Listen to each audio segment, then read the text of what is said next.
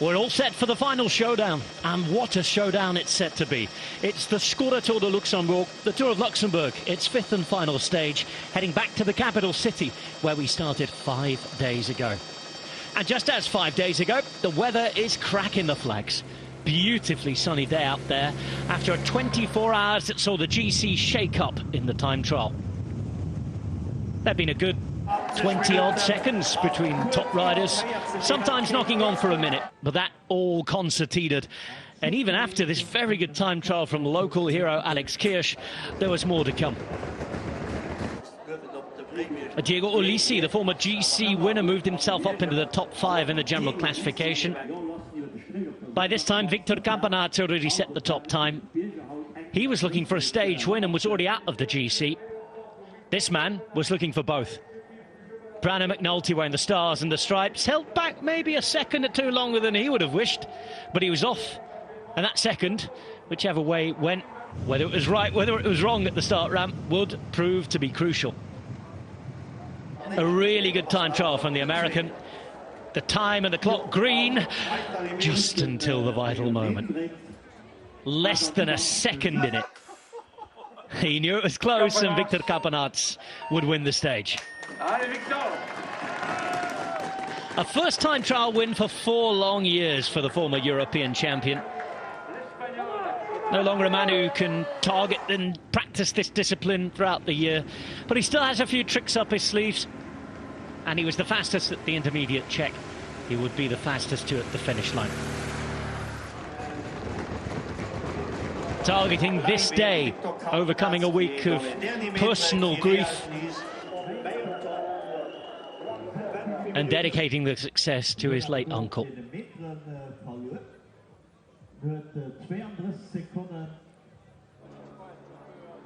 A great stage win for Victor Campenaerts in Luxembourg, beating Brandon McNulty, Diego Ulissi with Großschartner and Van Wilder up there. Hirschi with a top time trial, and Hirschi would take the yellow jersey off the back of Ben Healy. A big surprise with the Irishman losing the jersey and slipping down to 3rd place at 3 seconds. And what a story we have today. 3 seconds separating 1, 2 and 3 in the GC. Søren Kragh was all smiles on the podium as he took the points jersey. He's a fight to try and keep that today. He'll be disappointed with his own time trial, though, falling off the general classification. A good day for Mats Wenzel, just getting round in the time trial, on his way to the King of the Mountains prize. I can tell you there's been movement in that competition today, but it's still very good news for the young man from Luxembourg. Good news too for Mark Hirschi. In the white jersey on the podium, that today will be worn by his teammate Brandon McNulty, who's at 2 seconds.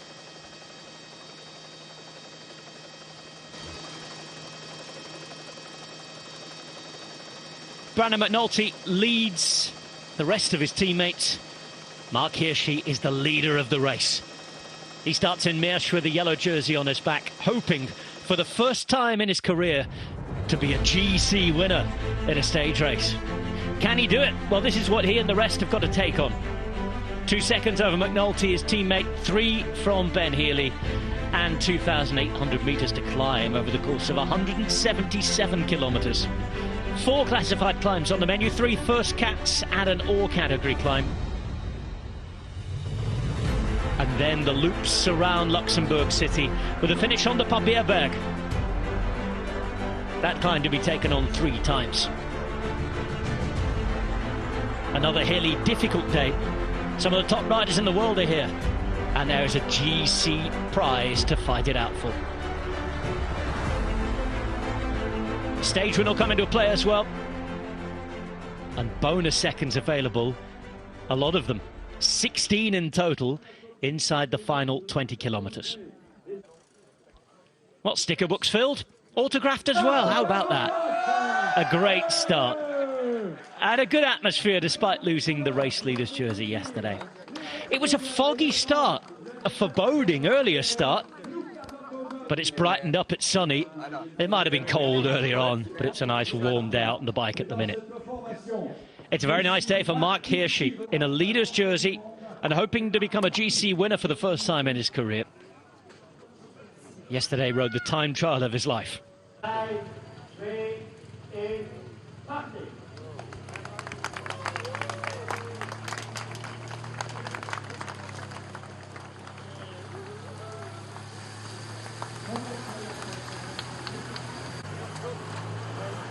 Andy Schleck waved the flag for the start. And ever since, we've had a fast-paced, furious race. And from the sunshine and the view on the hills, we'll be going live to the race in just a moment and telling exactly what's happened so far.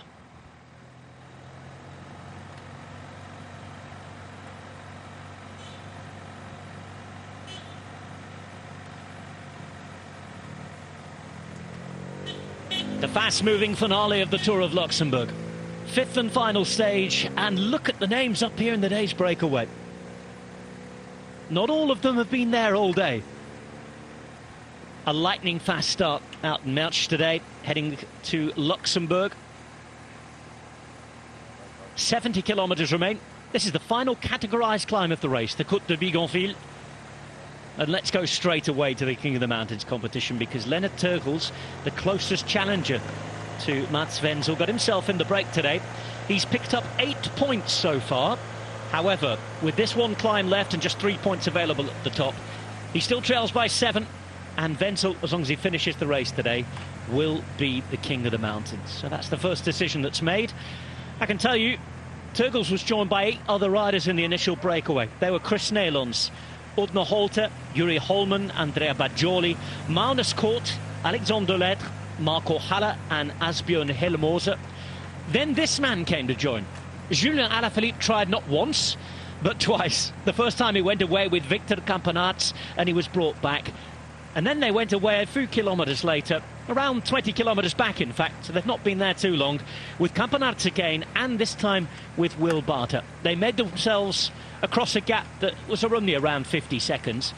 And it's been a quick day so far, Brian Smith, because despite the fact we don't have any real threat in the GC here, closest man is Hellemose at 3 minutes 33. Of course, those behind who might want to challenge for the GC need the bonus seconds as well. They're chasing this, and they do not want to let the stage win get away. Only 1 minute 3 seconds, and the maximum gap, Brian, has been just over 2 minutes. It's going to be a good stage. I think we anticipated it anyway. I think we're concentrating on, the top 3, but the win can come from somewhere else. When you consider Van Wilder is up there, 33 seconds down. He's got a couple of teammates in here. They can't afford to let him go. And I think the pressure that a lot of these teams are putting on, like you say, there's no real threat in the general classification here. They still have to control things, UAE Team Emirates, but with a lot of kind of satellite riders over here, Magnus Kort being another one, it's going to be a great finish to this race. We have this 2 stage. intermediate sprints through the finish line before we take on our final sprint.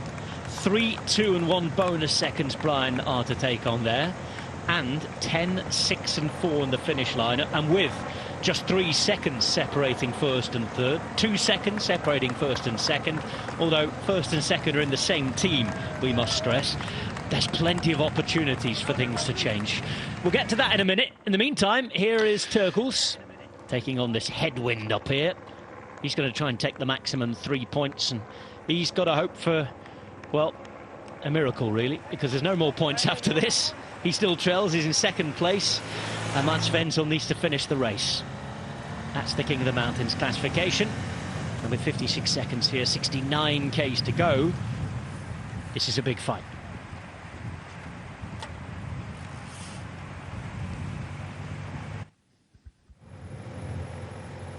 And there's Marco Haller on the radio.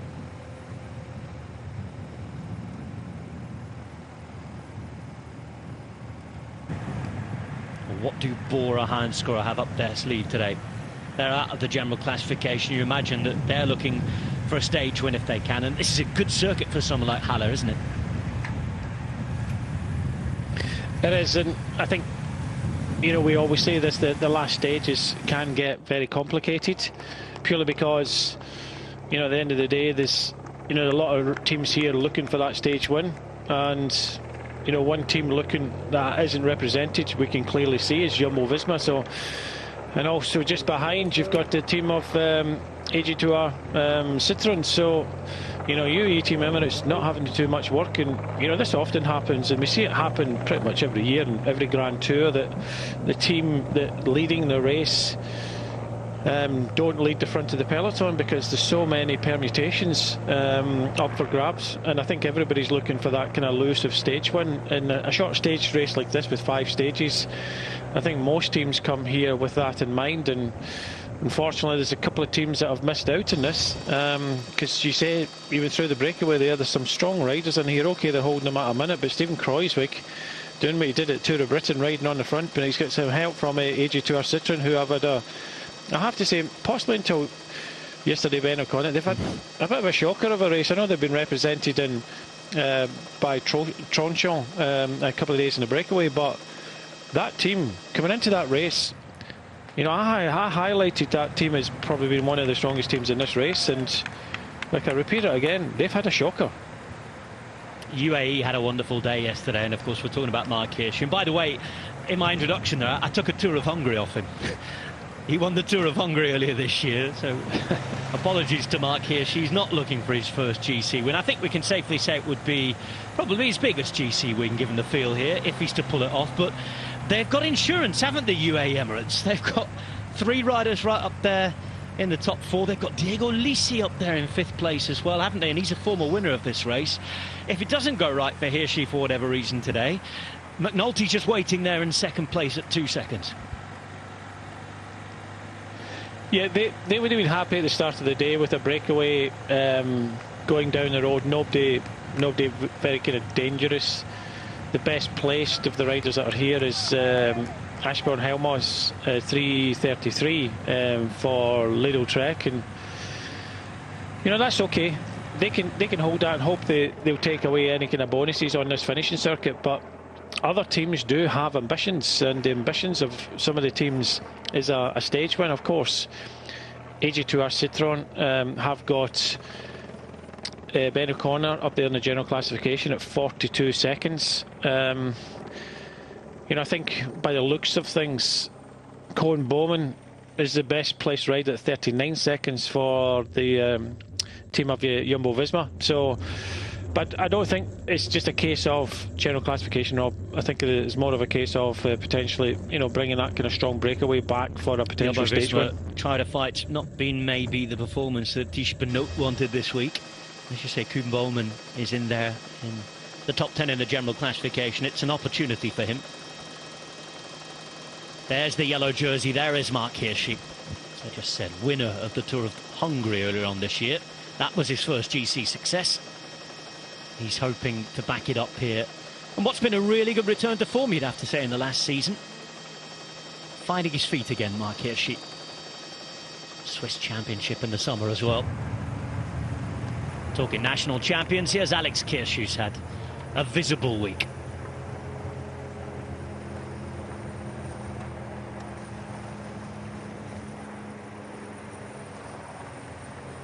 You're looking at the peloton, 53 seconds behind the breakaway of 12 riders, working hard, and working very hard at the front. A couple of teams trying to chase down. This is Nons Peters, winner of stages in the Giro and the Tour. Big mountain stages as well in the Alps and the Pyrenees. And he's being helped by Steven Kruijswijk. That is Koen Bowman, rider in 7th place at the moment.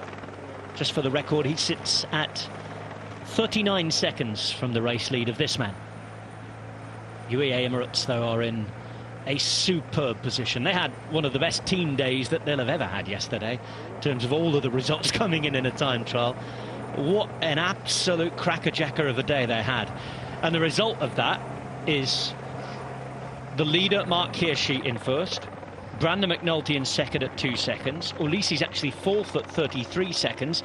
And Grossschartner is 6th at 37 seconds. They've got Michael Vink and Jan Christen to do the work for them. And they'll be pretty happy with how it's turning out at the minute. They can just afford to sit back and let the other teams do the work here, Brian, because at the minute, all of the bonus seconds are being nicely gobbled up. At the moment, it's perfect for them. But they will be a little bit worried coming onto the circuit. Anything can happen. They know that the teams are kind of setting up to attack, so, you know, we're going to be in for an exciting final. Alaphilippe Campenaerts and Barter's move getting across is an interesting one, isn't it? Alaphilippe, is he looking for a stage win with Badgioli here, or you know, are you serious in what you mentioned about L'Enfant Wilder there, and maybe trying to support him later on, Brian? He's 5th at 33 seconds. Yeah, I think that could be the idea, but you know, I'm looking at this circuit round here, Rob, and you know, two of the favourites, Alaphilippe and Baggioli, especially Baggioli. So it's a case of what the tactics are going to be for Soudal Quick-Step. Are they content just by looking at that stage win, or are they going to try and move Van Wilder? But the thing is, Van Wilder at 33 seconds with a blanket over, you know, UAE Team Emirates blanket over the top 6, it's going to be very difficult to move, because the orders of a lot of these riders will be, right, Ulysse, wherever Van Wilder goes, you go with him, right? So he's got a man stuck to his back wheel, and it's the same with Hershey and McNulty. Healy goes absolutely nowhere because they've got 2 riders on him. And they've got Groschartner in 6th place. So the only 2 danger men for UAE Team Emirates of the 4 riders that are up there in the top 6 is Van Wilder and Ben Healy. Of course, you know, others can try. Cohen Bowman, Ben O'Connor, Søren Kragh is still within sight, 45 seconds.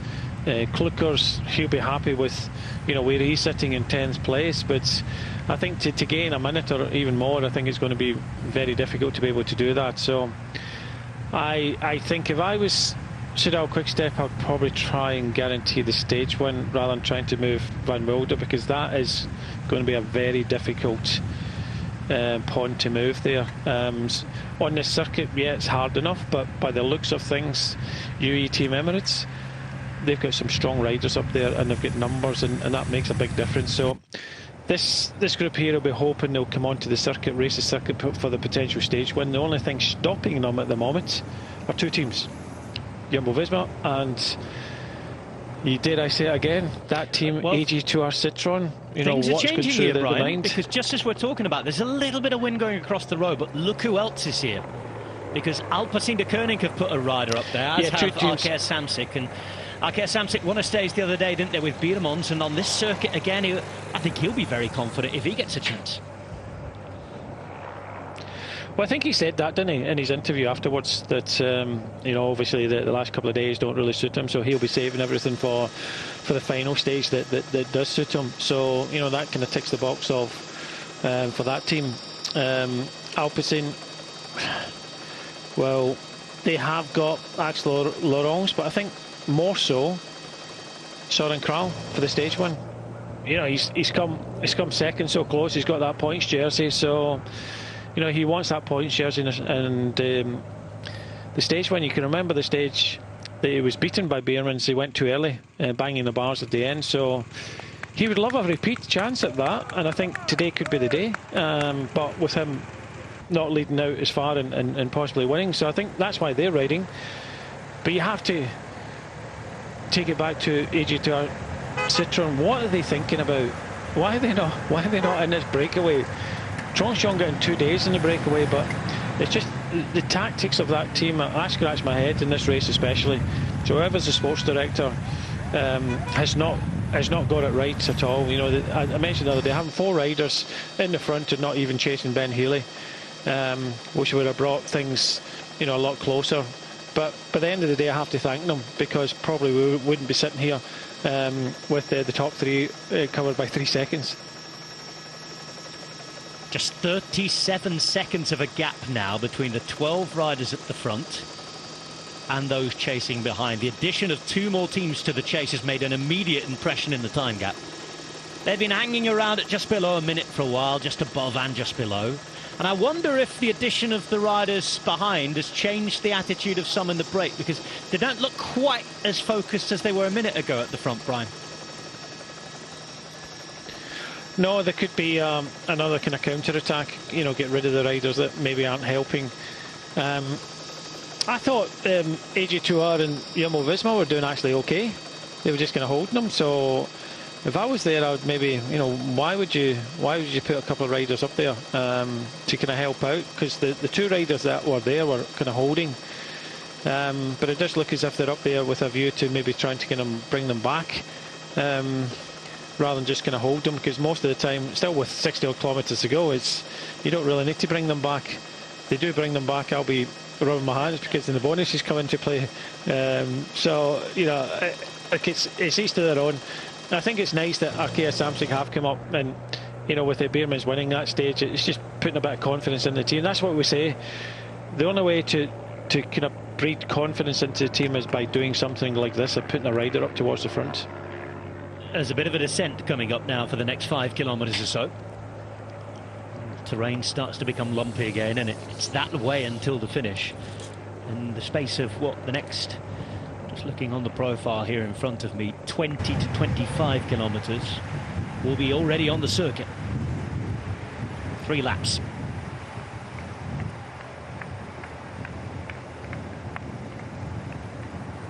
Peloton just going over that lip for the final time, and then their descent will start. See, a few teams have been back for bidons. Warmer day today. Leopard TOGT Pro Cycling not in the break for the first time today. As we're on the wheel of Fabio van den Bosche. He's the rider from Alpecin de Koning who's been put up to the front to work.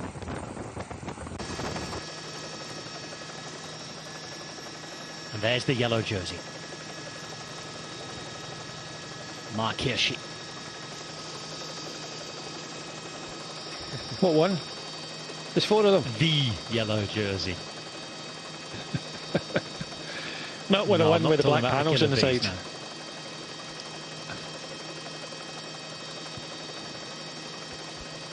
Tim van Dijk didn't start for them, by the way, yesterday. There's one non-starter today. That was Pascal Eenkhoorn of Lotto Destiny. I've seen evidence of 2 non-finishers as well today. Dario Cataldo, just nice to see him back this week. We mentioned him a couple of times after that awful crash in Catalonia in the spring. And in discovering the next non-finisher, I ended up going down a bit of a rabbit hole, actually, because I found out that there's been a name change for one of the riders. Rides for Global 6 Cycling, formerly of Burgos BH, so you will know him as Gabriel Muller, French rider, now in his late 30s. But this year, he's naturalised as a Turkish citizen. And in doing that, he's actually changed his name. And it's a rather unique name. Brilliant name for a bike rider. He's called Mehmet. Not Brian Smith, no. He realised that one had already been taken. He's called Mehmet, which is a popular first name in Turkey. And as a surname, they've made up a name for him. And in Turkish, it's Champion Bisiklet. And it means cycling champion. So Mehmet, the cycling champion, has abandoned, I'm afraid. He was wearing 183. That is a story over the winter that I'd like to dig into a little more. How that came about and how they chose the name. We'll get there. I've got a couple of colleagues who love that sort of story, and I'll try and get them on it. So what you're saying is, if I get fed up of being just a boring old Smith, I could go to Turkey, become resident there, and just make up a name? So. I mean, I'm sure it's not just Turkey that does it. I guess, you know, it depends on the naming conventions. I'm sure, I don't know. I mean, again, I'd like to dig into the story and wonder where it came from. Whether he chose to do that, whether he was asked to do it. It's certainly a fantastic name anyway. Mehmet Champion Bisiklet. Cycling champion. He's down on the start list. Gabriel Muller was the rider, was the name that you would have known him under as a French rider until this year. So Gabriel Mehmet has gone home, I'm afraid. Leaves Global 6 with just 2 riders left. Tom Virchin, who we mentioned yesterday, be hoping to get to the end in his home tour. Both he and Giacomo Ballabio are refed in those green jerseys. Well, 31, and look, the impetus is going out of this now, Brian. Yeah, I think if you're starting to realise that it is coming back, they'll get that information in their ear. And I think by the looks of things at Uno X, you see Campanart's going, I think the Uno X rider has been told, no, don't contribute. Magnus Cort is not going to contribute. He's there to do another job. I think he took it easy in the time trial yesterday, and I think throughout this race he's not showing the best form. So he's there just in case. And I think Ben Healy's not going to go down without a fight, right? We saw that yesterday with the Irish rugby union team. They are not going to go down with a fight, and they never went down. So Ben Healy is not going to get, and so they're hoping that he's got a special day and he can try and do something special. But as we know, his best chances is going from distance. I don't think he can do that today. I think he has to be very smart about this, but he will have a go. Whether it's successful, we'll just have to wait and see. You're a fan of the old egg chasing, Brian. It's not in the team's image, isn't it? In all seriousness, we know that they like to fight. We know they like to attack. There'll be something happening, as we see something happening at the front now. And that something is Ordner Holter, the Norwegian rider, trying to put a bit of a move in. He's down at the back now. More moves have gone off. It's De Lettre, the next to attack. And of course, Nederlands follows through as well. One of the two Movistar riders is there. So that rider is Will Barter, the fresher of the two at the front as well now. Yeah, they're just kind of looking for that little bit of opportunity, but unfortunately it doesn't always kind of open up on a descent, because you're coming down the descent to actually go away from riders on a descent. You're going to have to go hell for leather. It'd be better if it was kind of slightly kind of rolling, and they would use some of the kind of rollers to try and kind of break this group up. But just look as if it's not the best group for the peloton. They're going to be brought back. They had a moment to try and, you know, maybe go down to maybe a group of 5 or 6, but it ain't happening in front. Pedals, and the chase is certainly happening behind. Maybe AG2R have been listening to us during the race, and me giving them a roasting that they're pulling all this back and they're going to win the stage today, and I'll have egg in my chin. They're certainly cooking up something. That's Félix Gall having a conversation with Aurélien Paré-Peintre. Paré-Peintre maybe discussing the plan of attack, and they've got people to attack for the stage win, haven't they? They've got, of course, Ben O'Connor to try and do something very special in the GC. Of course, it would need to be special, wouldn't it? 42 seconds to bring back, but again, for the benefit of any viewers tuning in a little later today, there's 16 bonus seconds max available as well. Yeah, and the 10 in the finishing line, if you win the stage, take 10 seconds off that, so he's only looking for about 30 odd seconds. I know that's doable in this course. I think over a minute, maybe not, but on this finishing circuit, I think, you know, 30 seconds, maybe maximum 40 is doable. But I think what they're thinking of as well is potentially is that kind of stage win, Rob. But so there's a stage else. win thinking, and then for some teams, again, when you've got riders maybe to the bottom end of that top 10, as Victor Campenaerts goes for the second day running, the man with the best accent in pro cycling. He's brilliant, isn't he? We love him. Again, his post-stage interview was fantastic yesterday. The thing is, when he goes, Rob, you have to be on his wheel. Otherwise, it's hard to bring him back, because he gets in that kind of aerial tuck. He's a man clearly on form with his time trial yesterday, and just look at the efforts behind. Nyland's trying to kind of close it down. It's, you know, I've seen it in other races when he's been absolutely stomping Victor Campenaerts. I think it was Tom Pidcock, was it last year in one of the Belgian races? Maybe in Douars or something like that. Tom found it very difficult. He said after the stage, when Victor goes, you have to be on his wheel, otherwise you get no shelter whatsoever, because he gets so aero. And he's got I think he's 55 tooth out to ring on. He's off again. 22 seconds on the peloton. Handful of seconds on those chasing on, and we're starting to get hilly again now. Yeah, this is a decent launch pad here to try and get across. Victor Campenaerts will slow a little bit, and then he'll power over the top like he's doing now and down the other side. But it's just these wee launch pads that you can sometimes get close, but you see Haller getting close and then looking behind and going, oh, that was a bit of an effort. I can't close the last part. He's extended the gap on the peloton here to 34 seconds. They're fighting hard though, and everybody behind knows that this is going to be an aggressive finish today. I mean, it's already been an aggressive race for 120 kilometres or so.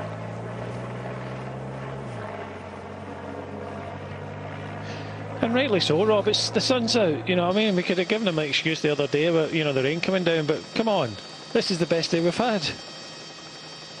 Let's entertain exactly us. What Campenaerts himself said yesterday. Cycling is entertainment. And he's entertaining yet again. already at the GC 536, he knows that, and he'll be less of a worry to certain teams. And just to finish the point I was making before, there's quite a few teams here who'll be looking at stage win and then see where that takes us in the GC, given the fact they might be at, what, 30 to a minute, 30 seconds to a minute. I think there will be some changes in the general classification, but I think the stranglehold that UAE Team Emirates have got, and the fact that they're allowed to sit back and looking at Hershey's form at the moment, you know, I don't think we'll see a change in the top three, put it that way. I think they're kind of locked together, but there might be some changes further back, and they are getting some help from other teams. I think this really suits the likes of Soren Krau, and like I say again, Arkea Samsic getting involved with the race. It just goes to show you, Rob, that win, how that kind of lifts the team.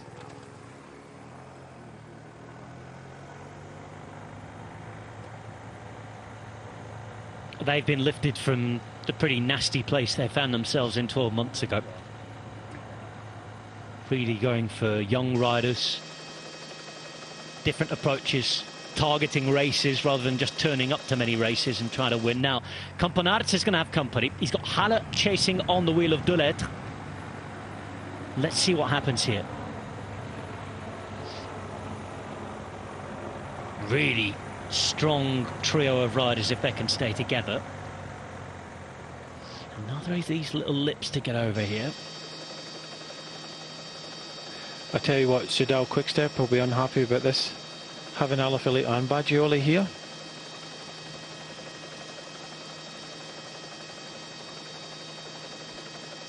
Halter of Uno X is chasing on.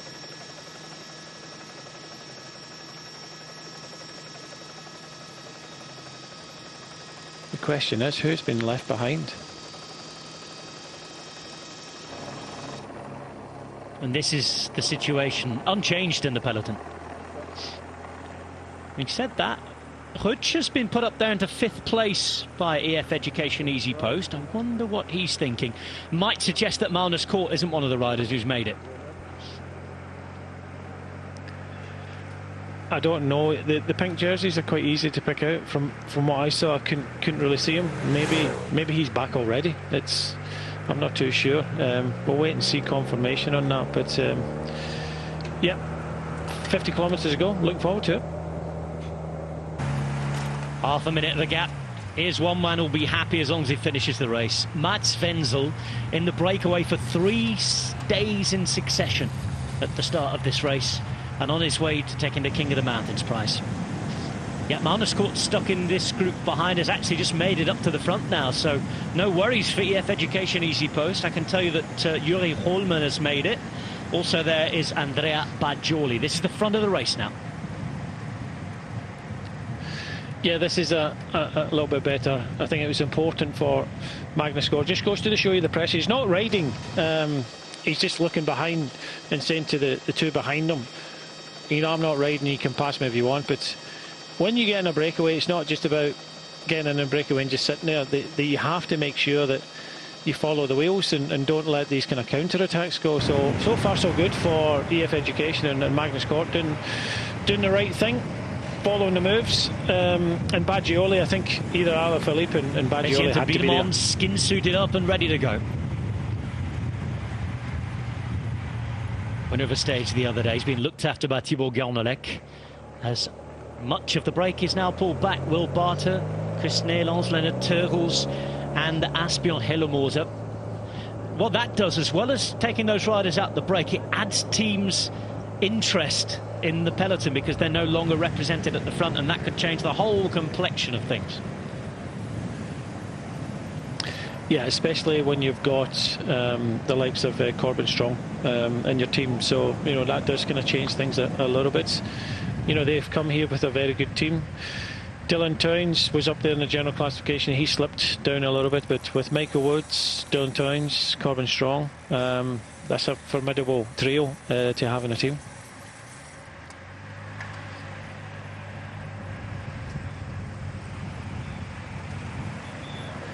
See there, he looked.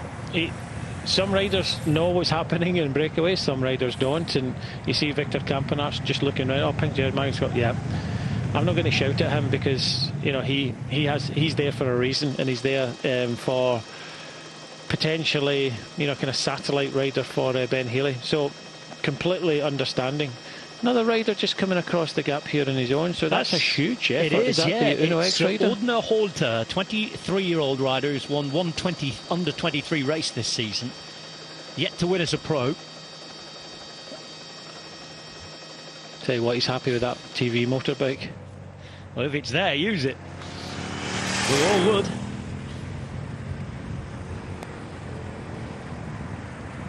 No threat in the general classification at almost 15 minutes down. He's got one more effort to make here.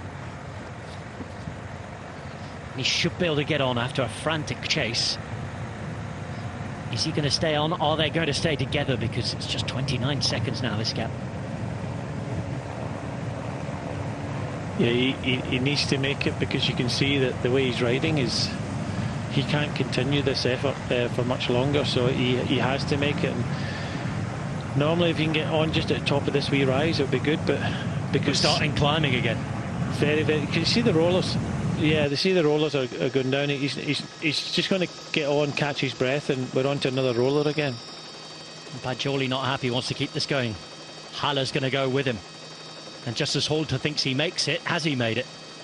Because it's up to De Lettre to close now. Court is trying to make sure he's there. And again, that tactical play by EF Education Easy Post continues. Magnus Court, he's already said in interviews this week that he's on his last legs this season. There's not much left in the tank. He's hurting with every ride he does, but he's trying. And he said, you know, on days like the other day when Ben Healy finished it off, he said it was a pleasure to keep going, even though he's absolutely tired out and not feeling his best, because he can contribute in some way. And that's what he's trying to do again here today. Yeah, I've got memories of being in a race where there was 18 of us in front, and we didn't have too much in front of the peloton behind, but the attack started about 50 k's out, and you know, I found myself off the back and then back on again and then off the front, and that continued the whole way in. One of the hardest races I've ever ridden. Is quite a flat race. Ended up I finished fourth, but at one stage I was like, I'd given up the ghost. I thought, right, there's no way I'm coming back. And then they start looking at each other in front, and all of a sudden you're back there, and half of me's thinking, I don't want to go back. But then again, when you come back, get your breath, and then you go, others come with you. It just kept on changing around. It was, you know, I love that kind of racing. It's brutal, but I love that type of racing. And this is what we're kind of getting here. Some riders kind of pushing on, some riders getting distance, and it's just like to and fro the whole time. It's the Frenchman Alexandre De Lettre, 25 years of age, from Gonesse, yet to win in his pro career. He's impressed this season, though.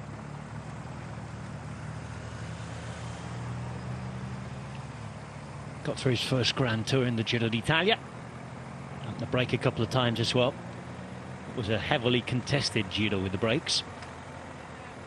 24 seconds, look around. Now Haller wants to try and keep it going. They're gaining, they're catching. 46 k's to go, and we're almost onto the entry to the circuit now. Another 10 k's or so, and we'll be there.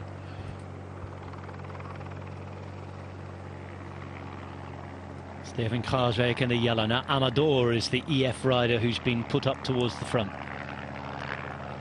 He sits just behind Kruijswijk. This is Rutsch.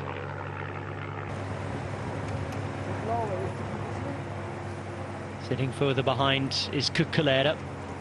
He's just in front of Carapaz, and on Carapaz's wheel, Ben Healy. Carapaz himself no longer in the top 10. He's 19th after his time trial yesterday at 1:39. So surely all for Ben Healy today. As we look at Søren Krab. Possibly all for Ben Healy, but never discount Carapaz when it comes to the stage win. I'm sure they wouldn't be turning up their nose at a possibility of taking 2 stage wins over the week. You'd have to consider that a very successful Tour of Luxembourg, wouldn't you, for any team?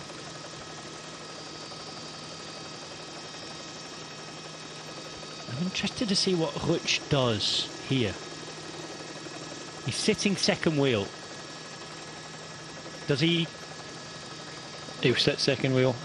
He's blowing them away. He's trying to blow them away, getting to the front and going. He's trying to help them, help that kind of tailwinds, and hope Magnus Cort can get in that group, He'll probably be about a huffing and minute. puffing, will he? A lot of them are already blowing at the front anyway, so that's going to To be help. honest, I'd be worried if they weren't, Brian, because they've been going full gas all day. Luxembourg again showing itself off. My problem with commentating on all these races is I've got a massive list now of places that I need to go and ride my bike in, and it's just becoming unrealistic. No, you're still young, Rob. You're still young. I'll be feeling that in a couple of months' time. Let's say about that the better, as Rückstedt watches as Kruijswijk comes through. Amador's going to move up into that position. Sitting third wheel, trying their best to disrupt things. And this is the situation at the front. Their teammate Magnus Kort sitting on at the back here. Group being led by Kampenaerts. Bajoli is there. Holman, Delettre, Holter and Haller. In fact, Holter has disappeared. So we're down to 6. Yeah, it was just a little bit too much, wasn't it? Just a little bit too much he got there. It was a huge effort he made to come across, and it's one of these situations that if you don't get across, it doesn't look good. But getting across and getting dropped doesn't look good either. It's a knife edge you sit on pretty much in these races, or any race at all. But you know, I know that in his ear he'll be getting get on from the sports director. And when you push a rider like that to go across on his own, it's very difficult. And it's about recovering. I think you said at the time, just small descent, and then it goes up again. And unfortunately, just almost the top legs. of this drag. Of course, no classified climbs left, so the King of the Mountains competition is done now. One thing that has kind of surprised me a little bit. Normally, the sponsor of the race has a relevance in the race leader's jersey. I'm doing the Tour of Langkawi at the moment. It's the Petronas Tour of Langkawi, and it's got a kind of bluey jersey. But here it's yellow with Skoda the sponsor. Normally Skoda's green. Yeah, I'm not sure. The leader's jersey in the Tour of Luxembourg has always traditionally been yellow, from what I can remember anyway. And not wanting to change it. If they've kept it tradition, I think it's good. I like tradition. You know, I don't like when they change things. It's hard enough in different races, and I see I get a lot of people asking me questions about these type of things, dropped. and you know, why change it because you get a sponsor? He's dancing to his own beat at the front now. So this has made it interesting. Increase in pace from Andrea Bajoli. His beat is too quick for those to try and keep the right steps too. So you have Bajoli alone, 4 chasers, and then 1. Jure Holman, German rider from Movistar, the first to be dropped. This is the descent I talked about. And then we've got one more little climb. It's the drop down from that in less than 10 kilometers time now that takes us onto the circuit.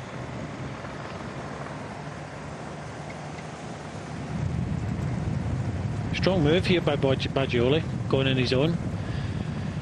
Would he prefer 1 or 2 riders? I think the definitive here, Rob, is he just didn't want that passenger of Magnus Kort. So I think if you know, another 1 or 2 riders had gone with him, then he'd have been a little bit more happier. But it's the time gap. Time gap to peloton is only 30 seconds, so it's, you know, that's why you could see it earlier on. That's why he's trying to kind of push on a little bit. So obviously in a good day, but from a small group like that, I would have him as probably one of the best. If it was come down to a finish, but obviously under orders to try and get a little bit more time before we come onto this circuit. And he's got 5 seconds more time as Andre Amador is on the front here.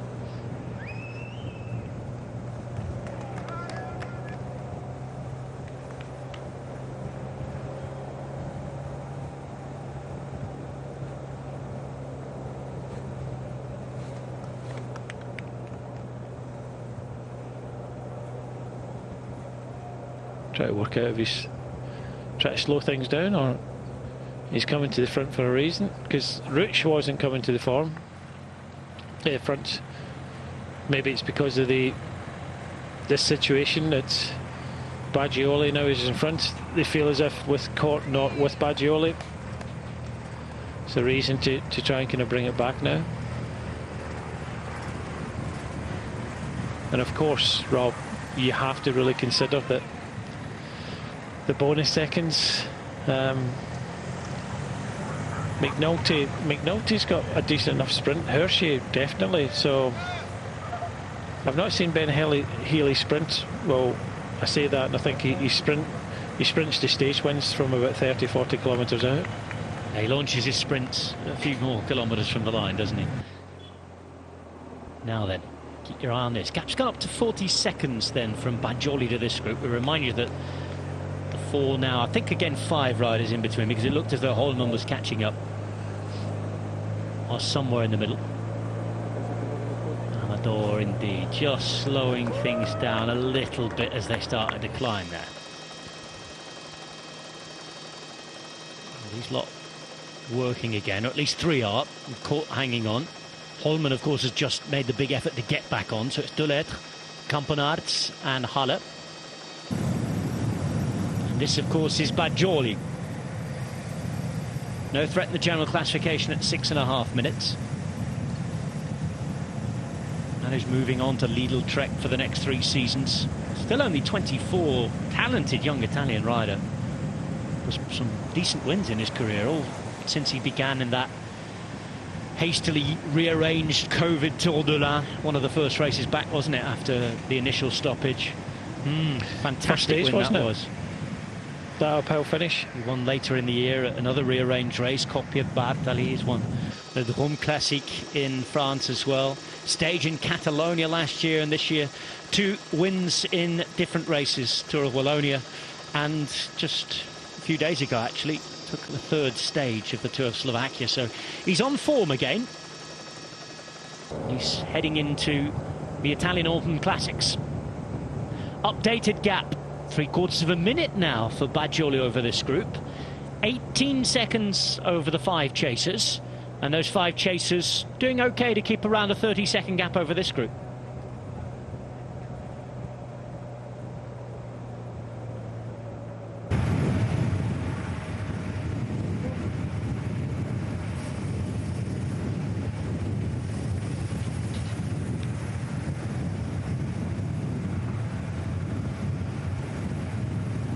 .8 kilometres remain. Had an initial 9 riders up the road after a fast start today. This man was one of them. Andrea Baggioli, the main survivor. Break swelled from 9 to 12 at one point. Baggioli's teammate Alaphilippe was there. He's no longer there. He brought Victor Campenaerts with him. Campenaerts, yesterday stage winner in the time trial. First time trial win for him in 4 years. Is still in this chasing group here. He's with Delettre. Magnus Cort is there, we think, for other motives. He's doing his best to maybe help Ben Healy with an attack for bonus seconds or a stage win later on. Delettre, Halle and Holman making up this group. They're at 18 seconds. And everybody pulling their weight, though, for different reasons. Holman, we know, is sort of out of gas. Cort is there and puts his arms up again in front of Halle, who's probably fed up of having to do other people's work. Behind, Steven Kruijswijk rides. We've seen Nons Peters doing a lot of the work. And Fabio van den Bosch of Alpes in de Koning there as well. Andrea Amador's in the line, and I think he's just trying to interfere as much as he can, Brian, without annoying too many people. I think so. Every time it goes downhill, he gets into that kind of tuck position and kind of rolls along. But let's see, I think they have to be kind of happy with having Magnus Cort there. So no reason to ride, because there's plenty of other teams. It's only 40 odd seconds. Jumbo-Visma riding, Alpes in de Koning happy to ride, AG2R, Citroën. We had Arkea put one rider up towards the front as well. So yeah, kilometres ticking down. No big time gaps for the moment, so it just means that, you know, the laps around the the finish will be rather interesting.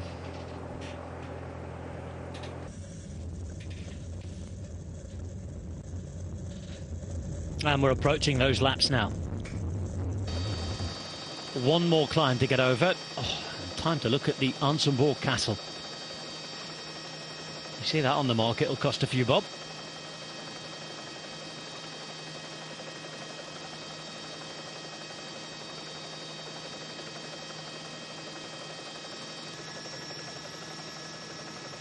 Yeah, it looks as though there's something on today as well. Look at that.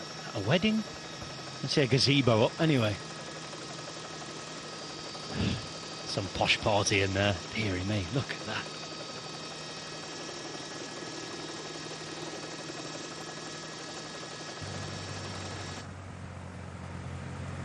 Back to the front of the race with the leader, Andrea Baggioli. Waiting for an updated gap on those behind. He's lost around 5 seconds to the peloton. He's got this short uncategorized climb to get over. Oh, well. Those behind have been swallowed up, so the race situation changes again now. Only Baggioli's left at the front of the race. The rest of the breakaway's been swallowed up. It changes plans for quite a few teams in terms of stage wins. It changes plans in the GC for EF Education Easy Post to try and nick those seconds back to put Ben Healy back in the lead, Brian. I think at the start of the day, Rob, coming onto the circuit, I didn't expect this. I expected a group. In fact, I thought possibly there would be kind of two races, you know, one for the stage one for the general classification, but it brings all these bonuses into play with only one rider here. They're trying to get something out of the race with Alaphilippe and Baggioli being on the attack and then kind of missing out in a couple of the kind of counter attacks. They've now rectified that, but Baggioli from distance on his own, it's going to be a tough task because, you know, this race is going to erupt on the circuit. About the GC and Ben Healy there. Baggioli needs to do a Ben Healy here. It's a difficult circuit upon which to hold off, though. 45 seconds, and the difference is this is the last chance for a lot of races. The last chance in stage racing for a lot of riders and teams here this year as well. Many will just be going to do the classics after this, the autumn classics, and that'll be it for quite a few of their seasons. There are stage races to come, but won't be on everybody's programme. There'll be plenty on the beach, I think, by the time we're racing in Guangxi and places far-flung around the world.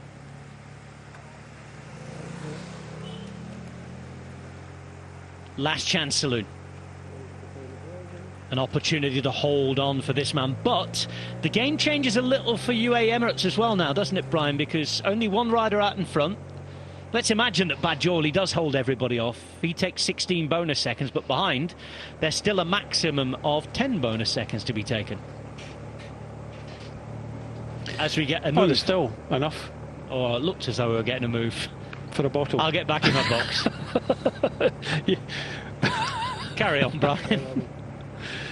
You're not the first one that's done that, and you won't be the last. Sure, I'll be doing it again, don't you worry. It was good practice, Rob. Good practice versus what's going to happen. It's just getting warmer up those vocal cords for the excitement. In all seriousness, though, they're obviously still not warm enough. Can't get the words out. UAE Emirates. 2 bonus seconds behind Baggioli on the first sprint, maybe 2 if he stays out there. And then, of course, 6 and 4 in the finish. They'll have to be wary. It's not quite the calm situation that they had before in defending their lead. No, if they're presented, they'll have to go for it. And, you know, they would have talked about it in this scenario. Mark Hirschi would love to win this race, and of course Brandon McNulty would love to win this race, but for the team, as long as they finish first and second, it doesn't really they don't favour anybody. If they did, I'd be worried about it, but all they're looking to do is get, you know, first and second and keep that. So it's up to the individuals. If it does come down to kind of sprinting for it, then you have to favour Hirschi, who's got a good kick on him. Andrea Baggioli instead of losing time on that little uncategorised climb, has actually gained it now. He's put another 5 seconds or so into his lead. 47 is he about to go over the top, and he's going to head into the base of the circuit. Circuit consists of 2 climbs, really.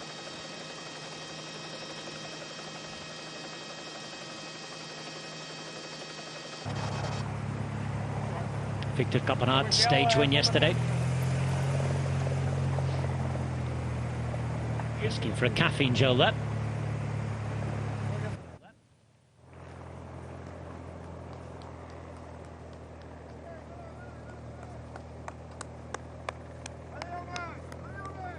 Steven Kruijswijk's earned his gels and bars today. He's done a lot of riding on the front.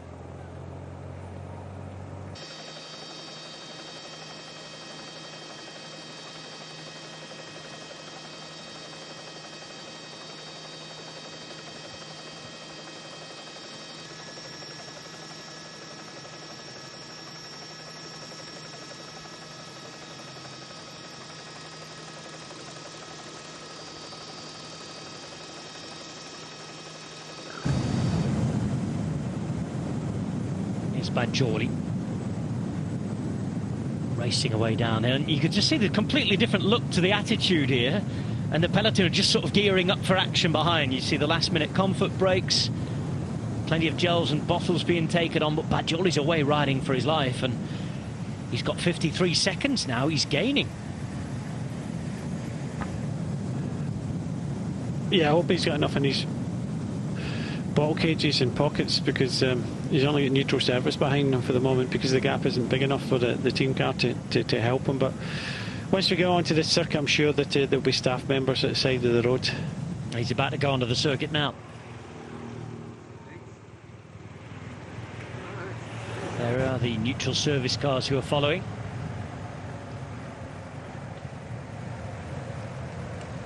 And he is on the circuit. This is the first climb on the lap after the passage through the finish line. The second climb on the lap is the one that takes them to the finish line. Bajoli, well, is he asking the question about supplies? Are you on your way or what?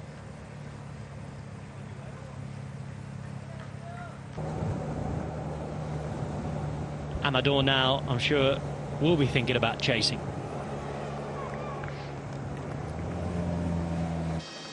Oh, he loves a chase, doesn't he, Amador?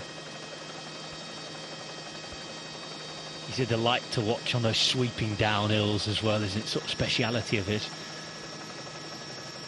On the Cop start. Amador. Now then. He loves a chase, but they love to chase with him, do they or not?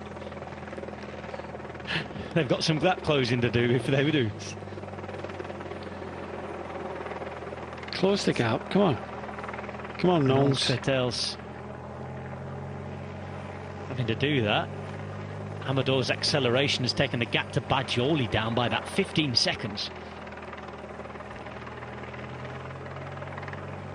He's enjoying his work, as we said. He's smiling here, is Andre Amador. Yeah, and smile, grimace, and just look at Knowles, Peter. He can't close the gap. He's like nodding like Bob a dog. Youngle's up in the green jersey alongside him. Big gear stuff by Andre Amador.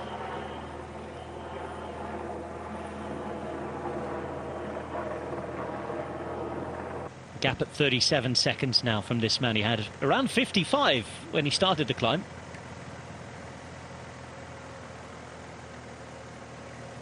He's climb to be taken on twice more after this.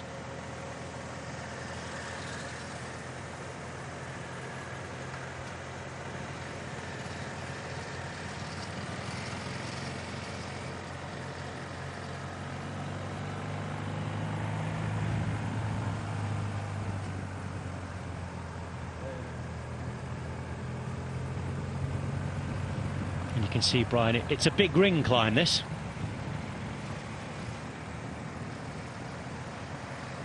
Yeah, for them. Maybe not for us, Rob. Definitely not for us. Wouldn't doubt that at all. But there's been plenty of power put through the pedals by these guys. No silly gradients. It's a good racing climb. Not too steep. Big ring. It'll be, you know, open up this race a little bit. Obviously it's hard at the back, but if you want to race on this, it's a good climb.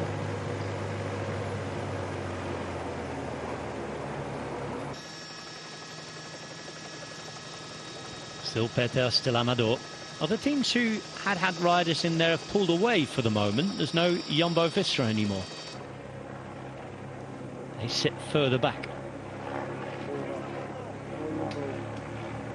Youngles has moved up for Bora Hansgrohe. Remember, they did have Marco Haller in the break, didn't they? So that's a team that's been brought into the equation to try and win a stage if they can.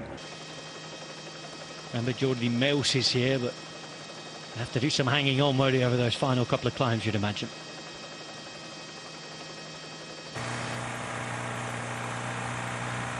.42 seconds, gap stabilising again for Bajoli after it started to come down.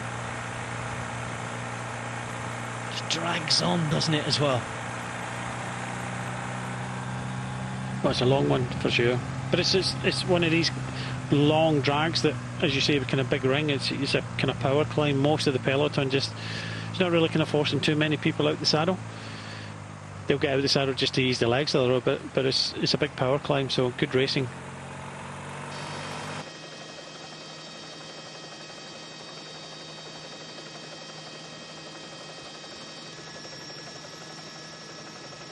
Here's the gap on your screen, and well, they can see him when they come around the corner here. Just at the end of that straight of road. Translates to 39 seconds as Peters is busy trying to chase it, and well, he looks busy in his style as well. It's long enough to do a bit of damage, you know, but I think you have to kind of really go from the bottom. That's if you want time, of course. Yeah, there he is, doing his best Thomas Vauclair impression.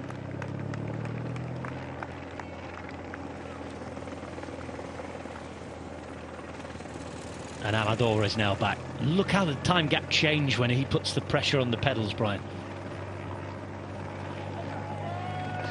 He's just a powerhouse, isn't he? I tell people, try and keep a good cadence, try and keep it about 90. And he's just sitting there about, you know, 60, 70, powering away. Every time he's come to the front, the gap has reduced, but significantly, really. Down to 35 seconds with his turn there. Even at the back, it's a task to hang on. Here's Amador again. And reaching into his pocket third wheel for some sustenance is Barré-Pin.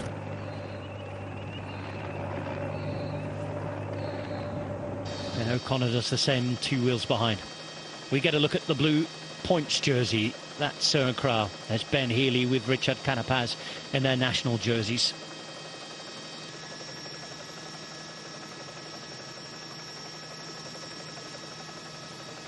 EF looks as though they're trying to move up their leaders now on the right-hand side.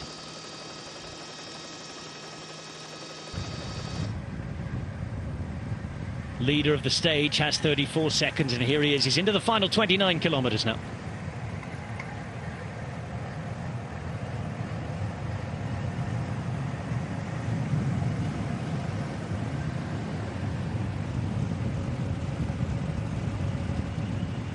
Over this section he'll dive down. It's a very quick dive down, isn't it, to the bottom of the final climb.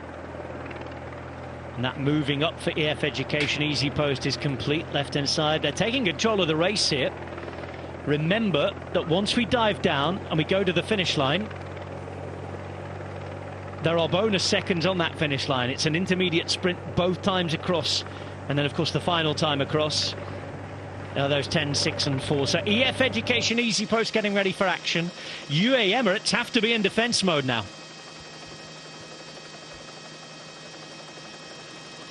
.31 seconds as it narrows. EF Education Easy Post making their move. We knew they'd be aggressive. We knew they'd want to try something. Brian, we're getting further evidence of that now.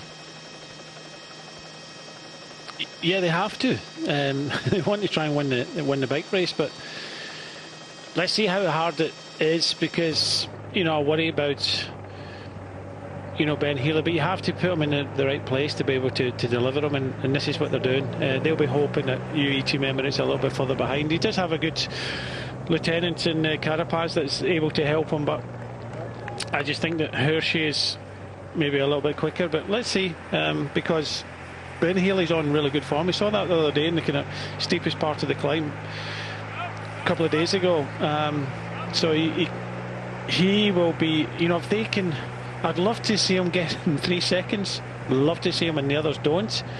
And then it would just be really entertaining for the final kind of couple of laps here. So, you know, you have to do this. The way things have happened, one rider in the breakaway, looks as if he'll be brought back possibly just before we go to these bonus seconds. The situation in the general classification is UAE occupying first and second, with Hershey in the lead, McNulty's teammate at 2 seconds, and then Ben Healy, who did lead at the beginning of the time trial yesterday, having a 3-second deficit to the leader. And 3, 2 and 1 seconds for first, second and third respectively across the finish line each time is what we see with the bonus seconds. There are 2 intermediate sprints, so 2 dishing out of bonus seconds, and then the stage win point itself, which give out 10, 6 and 4. Briefly over the top there, UAE were ever so slightly out of position, and it needed a big job being done by Ulissi to make sure that both McNulty in the white and the yellow jersey Hershey there on your screen right now on the left hand side, alongside those in the pink, were brought up with Ben Healy to the front. This is the dive down I talked about. There's a very sharp turn at the bottom here to the left, and then the final climb up to the Pabierberg, and the stage finish happens. Positioning is going to be big around here each time. And look how close they are. Look how close they are. Yeah, they've flown down that descent. I remember this one now. They're really interesting final there. You have to have good position. That's why EF Education Easy Post came. Still a little bit to go to get to that finishing line, but it does look as if Baggioli's going to be brought back, and you know, we're going to have a whole peloton all together coming into these 2 final laps up onto the wheel of Ben Healy, so wherever he goes he will try to follow. There's McNulty as well, so UAE have 2 cards to play, plus some further insurance back with Ulissi and Grossschartner in the top 6 as well. Another sharp turn coming up, and EF Education Easy Post, the team from the United States with their multinational roster, are doing so well to win the fight for each turn and twist. Another rider, though, is done, is dusted. Another peels off, and they're down now to just 3 here at the front. It's a lead out here into the climb. They're going to go early, and right now it's a big, big turn that's being done by Jens Kukulera with Carapaz on his wheel. Here she goes, looking good, isn't he, and looking strong. Here goes Carapaz now. But Healy can't hack it. Oh, no! It's backfiring. Healy cannot hack it, and it's Carapaz who's going away, being followed by Hershey. It's an own goal here from EF. Yep, led them into it. I'm not too sure if this was kind of planned for Ben Healy. It looks as if the way that Carapaz went there, you know, he's maybe trying to get in front. I don't know what he's thinking now. He's kind of easing up. Where is Ben Healy? But his legs went. Yeah, his legs went, but surely he should have been given the nod here about what's happening. And you know, all hell is kicking off now. This is, was this Van Wilder? Well, this is Van Wilder, and now Mark Hirschi has a little bit more to think about. Healy is fighting. He's trying to survive. He's with Brandon McNulty and moving up, but initially he just could not follow. Hirschi could, and to all effects and purposes, it was EF Education Easy Post putting more time into themselves by pulling Hirschi away. Yeah, it's a strange one, because you know that if they were setting up, and I believe they were trying to kind of set up Ben Healy, they would have talked to him. He would have given the instruction, this is what he wants, and maybe he isn't feeling that great after the time trial yesterday. Maybe he did dig really deep to try and kind of hold on, and it's not kind of happening. But so that's a hard drag up, and then it kind of levels a little bit, and as we know, it kind of kicks up towards the finishing line again. Here. Healy's just closed the gap, and he's in this group again. Was that a moment of panic? Was that a moment of crisis? Has he recovered? Is there more to come? But it didn't look great, did it? Let's see. They've certainly really narrowed the peloton down. Sorry, Brian. As we see now... Yeah, but even now, Haley's not... This is Søren Kragh. He needs to move up. He's moving up a little bit. Yeah, he's moving up a little bit now, but he's just sitting back there. When we turn this corner and it goes up towards the finishing line, it's... He was in a perfect position just to try and kind of move up. He needs, like, Hershey's there. At this corner now, and it drags up to the finishing line. Haley's nowhere near. He's not even kind of moving up. He's sitting down in about 12th place. Whole different style of racing, isn't it? Racing in a bunch rather than that attack out and finishing wonderfully solo as he has done. This now is Søren Kragh. Of course, there are points available here in the points classification as well. He's trying to finish that job. But as it stands, more bonus seconds are on the way. The Hirschi and McNulty might be fighting each other for them. Let's have a look. It's Hirschi who's looking around nervously. He's going to take 2 bonus seconds here. And Mark Hirschi extending his lead. 1 bonus second goes to McNulty. And just 1 lap completed, 2 to go. UAE Emirates are in an even stronger position now, Brian Smith. Yeah, they are. And look at the size of the peloton now. It's really decimated. A lot of riders really in trouble here. But I was just looking at Hirschi, who's looking at McNulty. They were kind of looking at each other. You know, another look back there, 2 seconds for Hirschi, 1 for McNulty. That looked quite easy in the end, but I think Ben is just really kind of suffering now, the Irish champion, and it's a case of just trying to kind of hang on to kind of 3rd place now, because, you know, things will kick off in the circuit. And I think with the way that Carapaz is riding, Carapaz is very capable of winning the stage today, hasn't it? And he's gone off on his own now. They've ridden all day, very, very difficult. Again, if they could take something in terms of a stage win, it would be a successful week, despite the disappointment there. And the team did a fantastic job, you have to say. It's just Healy's obviously not on a great day. Yeah, and maybe it's one of these situations where you feel okay, and then you go onto the climb and it's a case of, oh, no, I don't. But of the general classification contenders here, that was a big weakness. You know, when he went, he drifted back there. And even when he came over the top, normally when you go onto the flat, you make, you know, like Søren Kragh came round them all. He should have just kind of followed that, and he just sat back. I think he was just trying to kind of gather himself a little bit. So not looking good, and I think for Ben Healy it's just a case of damage limitation and getting to the finish now. Keep his place on the podium, that's what he'll have to try and do. Mark Hirschi now leading by 3 seconds from teammate McNulty, and leading by 5 seconds now from Ben Healy. McNulty has 2, put another second into Healy himself. It's 2 the difference rather than the 1.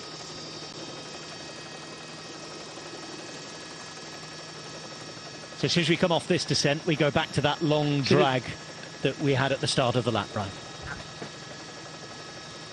See, no real danger for general classification. You know, why would UAE Team Emirates chase? And I think for one reason, they want to finish this with a stage win as well.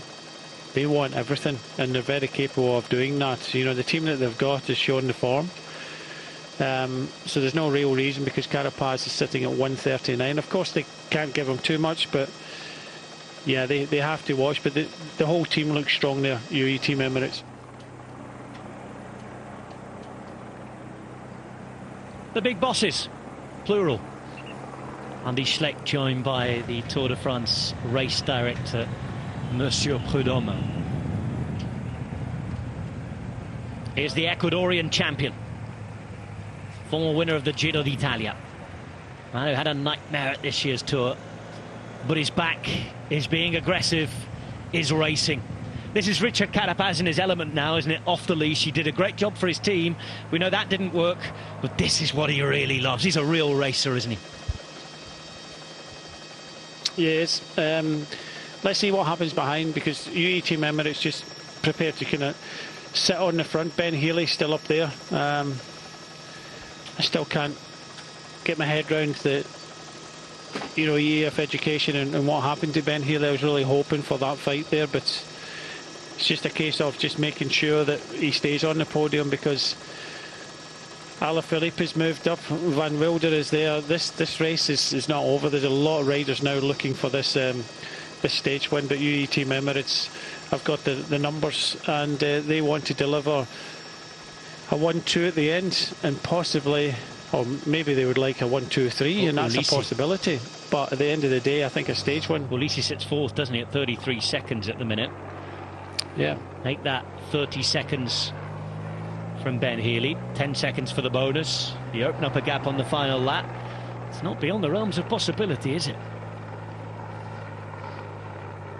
Ulissi, a former GC winner here, is it's that 11-second gap that looks to be being brought back here by Jan Christen on the front, who's chasing. Christen, who has Großschartner on his wheel, and Carapaz naturally is going to give his all. They've put too much into this today to go down without a fight of VF Education Easy Post. They got one of the top fighters on the road in the world here.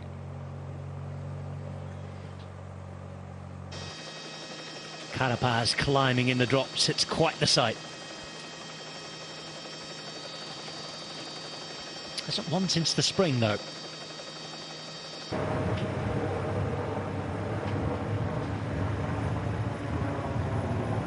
This is Barret at the back of this group. It's not the main group though. Might have dropped in here, include Tranchant. 36 there is Vandale. And they're still a way off the main group at the front. This is the man at the front who has just a handful of seconds now. They're not letting them go, are they? One chaser here from Bingo.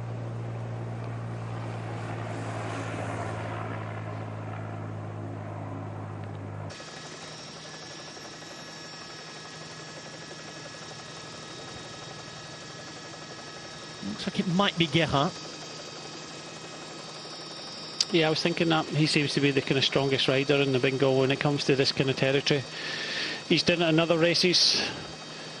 I think Carapaz will just be happy with anybody trying to come across, but I think just the pace of UAE Team Emirates just thwarting any other attempts. This is Jan Christen still at the front. Großschartner behind him, Ulissi third wheel. And then you had McNulty and Hirschi, the race leader. Carapaz gap with every pedal stroke is being reduced here. This is the long drag you were talking about, the big ring climb. Getting towards the top of it.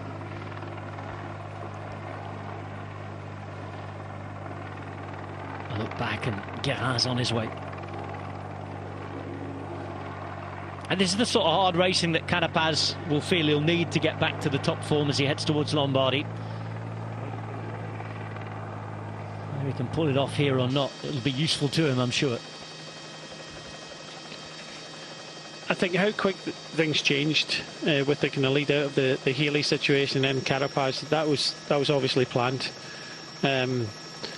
You know, if Carapaz can try and kind of help, but at the end of the day, Carapaz, you know, he's a winner. He wants to win bike races, and you know, he needs the condition as well. And like you say, this is kind of his territory, and no surprise that he's trying to win the stage. Guérin then makes contact at the front. Alexis Guérin, the French rider riding for Bingo.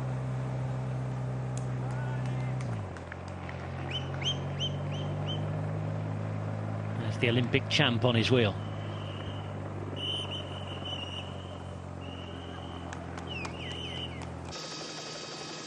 Still Jan Christen, the Swiss young rider from UAE, chasing. Ben Healy sitting fourth wheel there. Right on his wheel, watching him. Shadows. Yellow jersey. Yeah, he's got a couple of shadows in the yellow jersey and the white jersey, Hirschi and McNulty, but you know, that's what we always thought. Maybe it was just a bit of a blip. Maybe he just didn't feel good coming onto the circuit, and you know, maybe just throwing this in the mix, it was maybe a bluff. What do you think? 13 seconds. So the fact that Guérin's there is helping Carapaz here. Yeah, it's always going to be a help, Carapaz on his own. He'd be happy with this situation, but they're still not getting getting too much. I think if this race opens up a little bit, the next time up the climb, the main climb, I would have to have one rider from UE with them, you know, Groschartner or even you know, Elise. Come over and down the hill here and into the foot of that final climb again. They've let it go to 20 seconds now.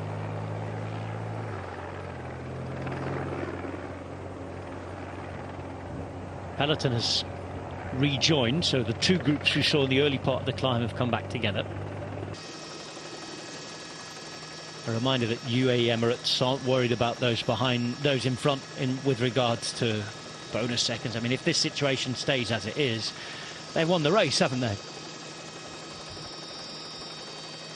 Yeah, that's what you have to consider. There's no point burning teammates to try and win the stage. You have to make sure you've got first and second. So you have to kind of make sure that, you know, you look after your team first and foremost, and you know, you save that little bit in case you have to, you know, chase down a kind of Ben Healy attack or someone else attacking. But these two guys, Guerin and Carapaz, have to really give 100%. There's a possibility of, you know, like Soudal Quickstep, maybe an Alaphilippe trying to come across in his final lap. Maybe some other riders, AG2R, Citroën as well, maybe kind of Ben O'Connor. But I think we'll see a little bit more action, because it was going to set up for Ben Healy, and then Carapaz took control. I think we'll see some more attacks the next time up that climb. 22 seconds with just under 16 kilometres to go. A big fast descent coming up into the left turn again as different teams now look to fight for position. That should bring the gap back at somewhat as they race into the bottom of the climb. See that Alex Aramburu is being put into position by Movistar. Teammate doing that job for him is Jose Joaquin Rojas in the blue jersey. Tesfazion is up there following, wearing number 6 as well for Lidl Trek. Third wheel now. Alaphilippe manoeuvres himself into position left hand side, just behind Tesfazion now. Tudor Pro have 3 riders here in their black jerseys. Make that 4 because the Swedish champion's up towards the front, Lucas Ericsson. And look how this gap's coming down again while they fight for that position on this descent. Yeah, it happened the last time, didn't it? When Medisol leader out front of Baggiola, and it came right down to about 13 seconds in his hairpin. So it's going to come down again, but not as much. Still 22 seconds. We come round this hairpin, and then we start eyeing up this climb up to the finish. And I'm pretty sure we will see some more action this Alexis time. Guérin and Richard Carapaz around the corner. 20 seconds now, 18. Well, they'll struggle a little, isn't it, out of that on their own. They'll be racing through. Look at this, they're flying down the hill here.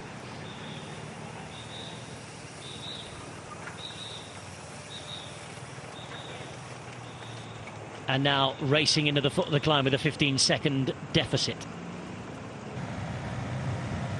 Guérin in the yellow, Carapaz the man in the Ecuadorian colours.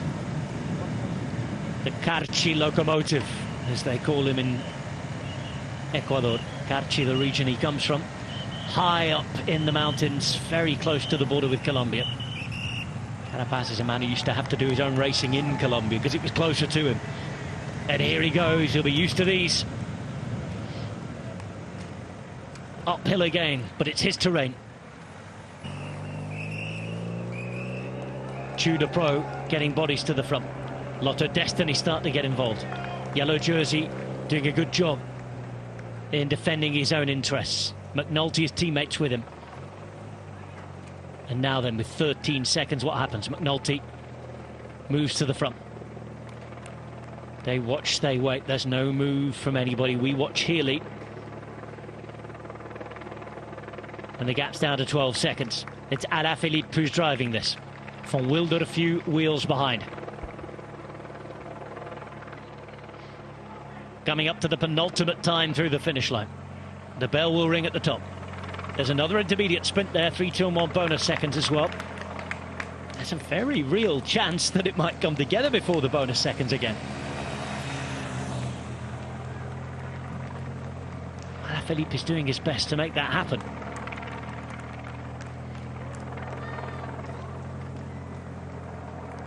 Carapaz with Guérin, who attacked to come across on the last climb they were on.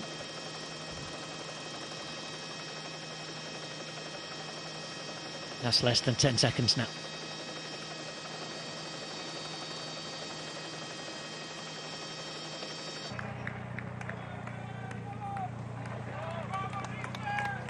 And keep your eye on Alaphilippe, who's dancing away in his usual style. But here she's there, McNulty's there. And even though they're shadowed by Healy, it's a very good job being done still by UAE. Healy this time managing to stay up at the front of affairs.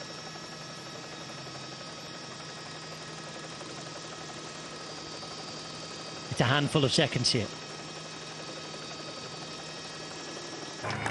And UAE again will be happy about this. It's been brought back together. Chance to maybe add another couple of bonus seconds here. Let's see. They won't be desperate. It's this part here, Rob. It's when it just levels out before it kind of drops down a little bit before it goes up to the finishing line. That's where you get the power in the legs. That's where you make a big difference. Jon Izagirre along with Giulio Ciccone. Opportunity to attack and try and sneak away for a stage win. Guérin's here. Carapaz is still on his wheel.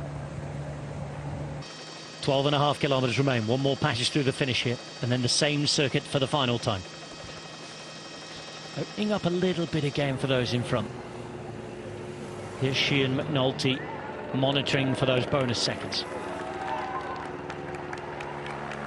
Ulissi comes to the front. They're happy to see these mocked up if they can. Just controlling it here around the corner. They've ridden brilliantly of UAE Emirates here. And they look at each other. 100 metres to go. Just the one bonus second available from behind. Ulissi's going to be there. Van Wilder will go as well. Here she wants it too. So 3 and 2 are taken up. And the 1 is taken by Van Wilder. Takes him up to 32 seconds. The start of the day from Hirschi, but of course Hirschi took those bonuses earlier on. Worse than he was at the start of the day. So then more moves, more attacks. Lidl Trek are very, very active here with Ciccone.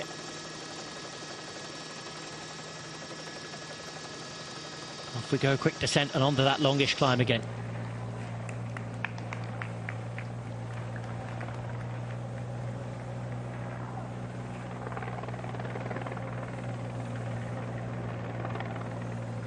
Just see on that last climb, Brian, there were different teams, and we haven't seen this Aguirre all day. He popped out, he had a go.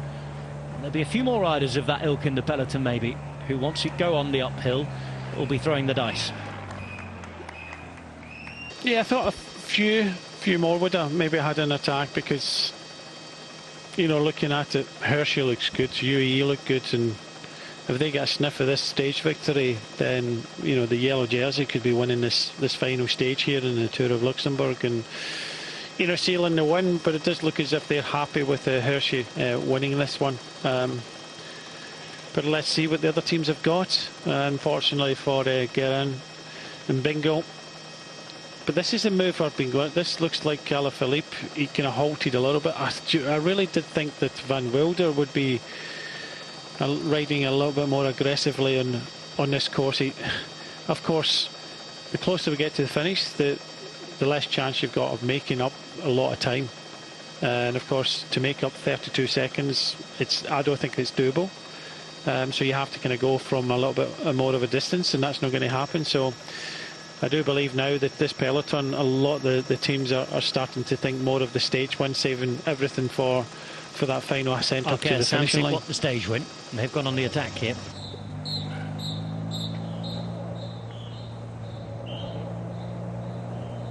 Izagirre again up towards the front for Cofidis.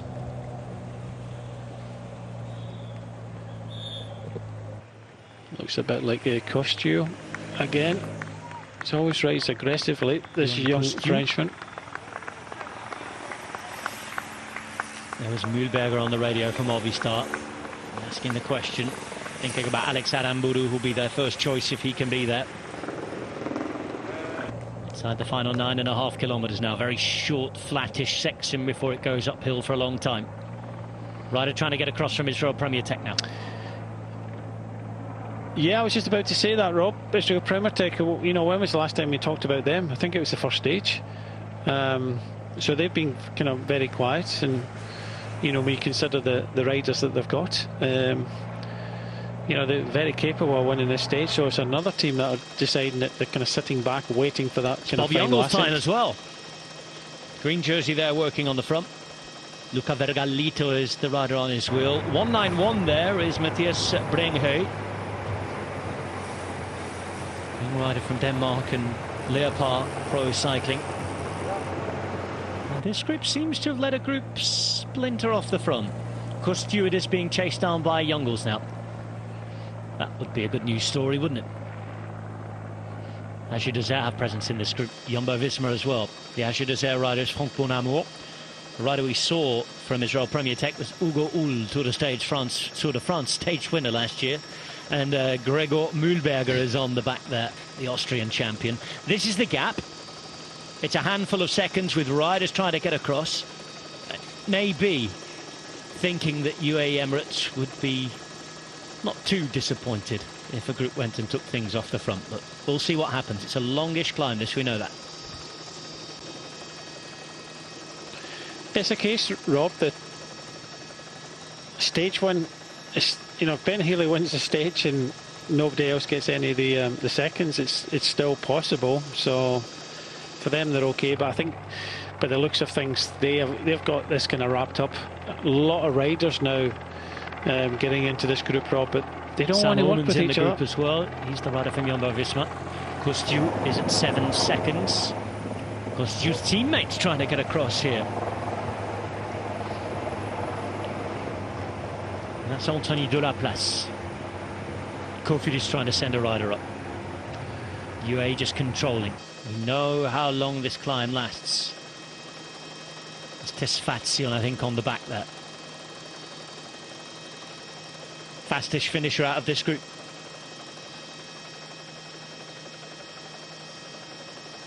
They still can't pull back Kostju though for now. Just hanging out there at that 5 seconds or so. Big effort from the young Frenchman who sits at 140 in the GC. 20 years of age. Having quite the first season.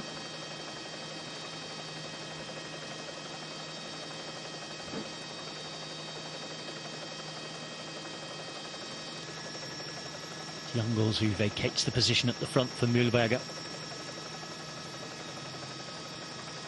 Vergallito deciding he's not coming through. Ullmann just fills in that gap. Yellow jersey on his back of Jumbo-Visma. Man you're looking at is the leader though. On the road, Yuan Kostju. 7.5 kilometres from the finish. Halfway up this climb. Big effort, but I've seen him in a few races over the last kind of year or two. Very strong rider. A rider that's not scared about attacking. One thing missing from the group behind, obviously UAE Team Emirates, but I think Soudal Quickstep have kind of missed out. You kind of Alaphilippe or Van Wilder not there. This would have been a good opportunity for Van Wilder. I think is that Delaplace just about to get on, just at the bottom, another rider coming across as well. I really do think that possibly by the top of this climb it could all come back together.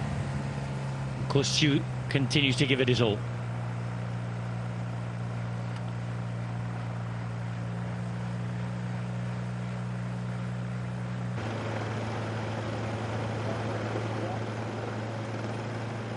And the movements continue now. Soudal Quickstep want to get involved.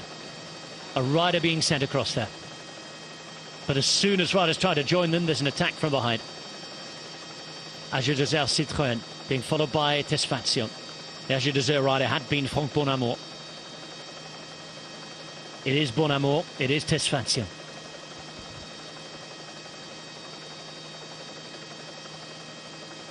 9 seconds. Kostiu's gaining. All coming across.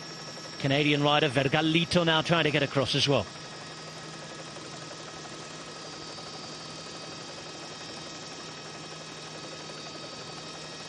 Four riders, they come towards the top here. And getting close now to Kostiu.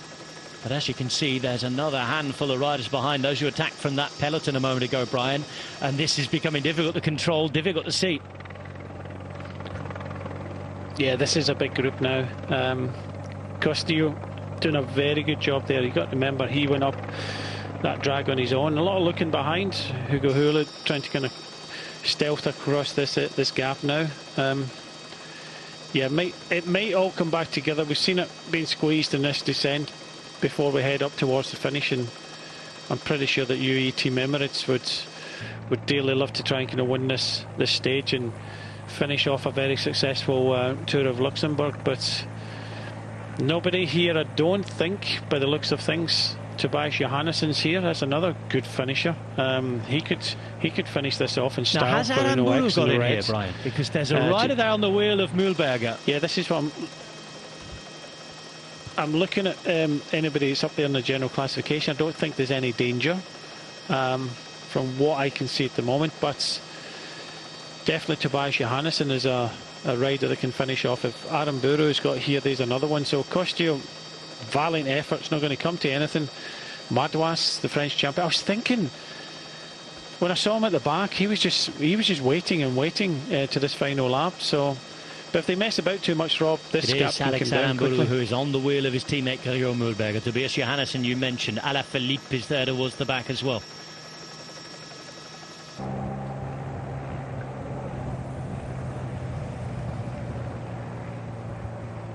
Five kilometers to go.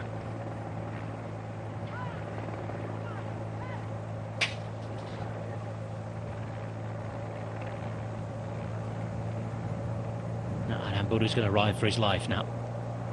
We're waiting to get a time check on the main peloton. There we go, 20 seconds. They've got a chance. Yep, definitely a chance. It really depends on UAE Team Emirates. Do they want the stage win? Are they happy just for these riders to take the bonus? It's Stevenines, the rider in there for Soudal Quickstep, I think. Yeah, I was looking at that. Yeah, I was looking at that style. I was trying to see if Alaphilippe had made it as well, but definitely Stevenines. Definitely for Savenel. It's Van Sevenen. There he is. Yeah. Young Ghosts.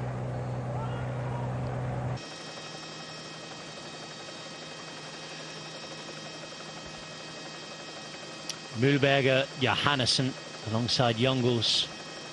Felix Gall has made it there this time. Marivon Savenel. We know that Alex Aramburu's in here too. The gap's growing to the peloton. Bob Youngles eyeing up a stage win on home roads, maybe. Vergallito there from Alpecin de Koning. Valentin Madouas as well. Bonamore sits at the back. Gall, his teammate, is further up in the line. Rider there from Cofidis is Oliver Knight. Fantastic move across from the young British rider.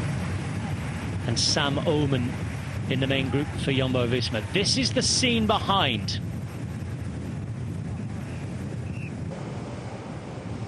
Certainly looks to be moving with more force and more purpose at the front, Brian. Yes, it's whether they start looking at each other, Rob. We're inside the last 3 kilometres now, down this final part of this descent. You know, everybody in here is thinking, wow, well, I'm here with a good chance of winning the stage, but I want to save something for this kind of last climb.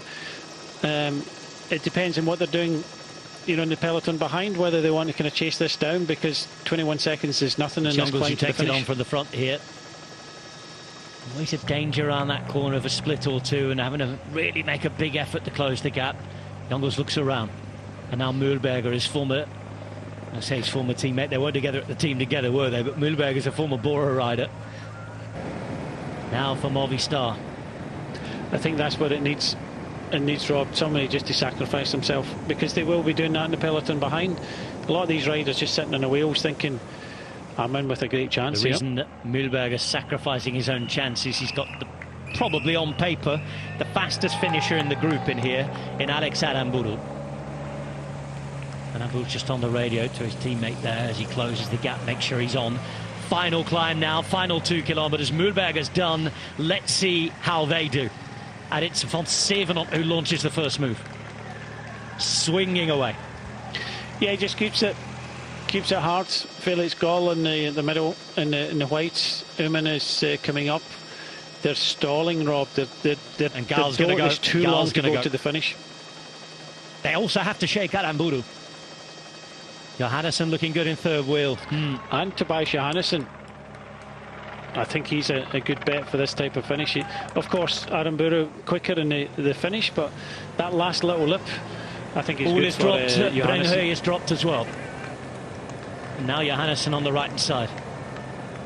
It's Tisfatsion who's up there too, but it's Johannesson who makes his own move. And they have to react. Yeah, they have to. They have to react.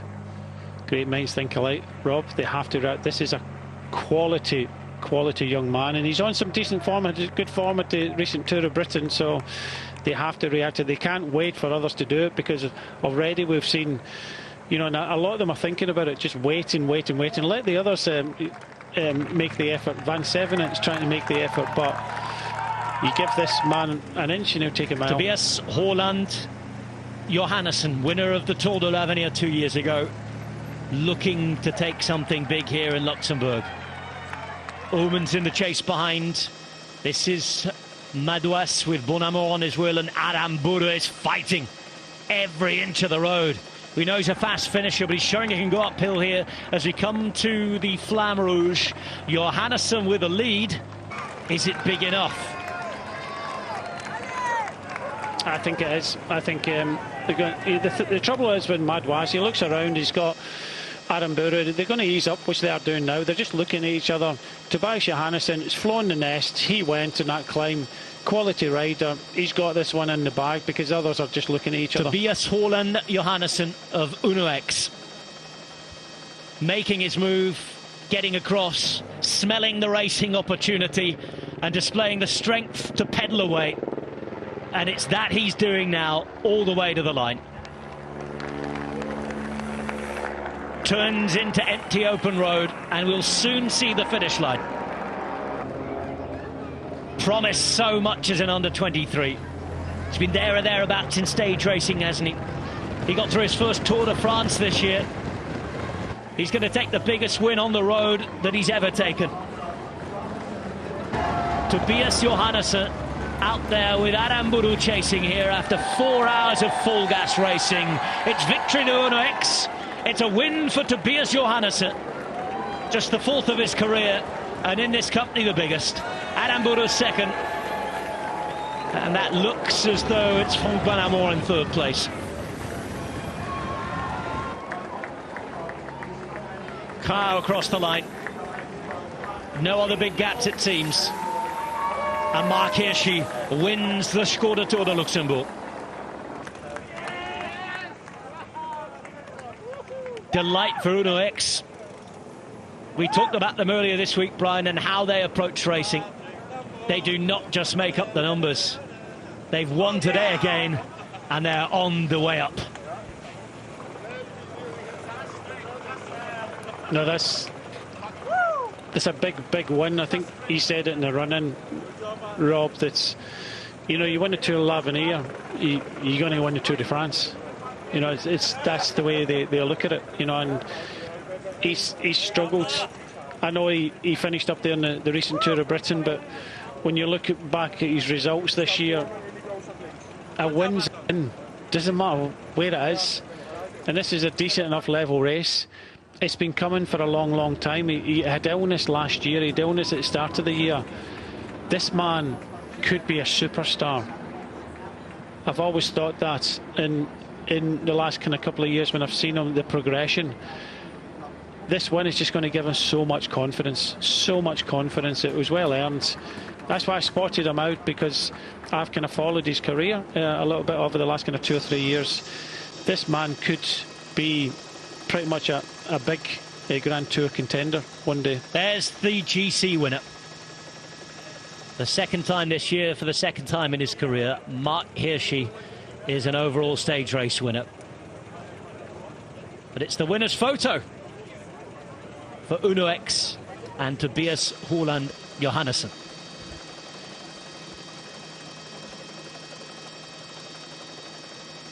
UAE have 2 riders on the final podium. Ben Healy, we think, was in there and will finish on the podium in 3rd place as well. UAE Emirates controlled that race beautifully in those final couple of laps, Brian. They did. They deserved it. You know, they got the just rewards. I was just looking back at Johannesson. He's ridden well over the kind of last couple of years. You know, going back to Étoile de Bessèges, he won a stage. Normally wins in a lot of these kind of races, the youth classification. There's Ben Healy. He gave everything this race. He's won a stage. He's been on the podium. Just didn't quite have the legs in the end.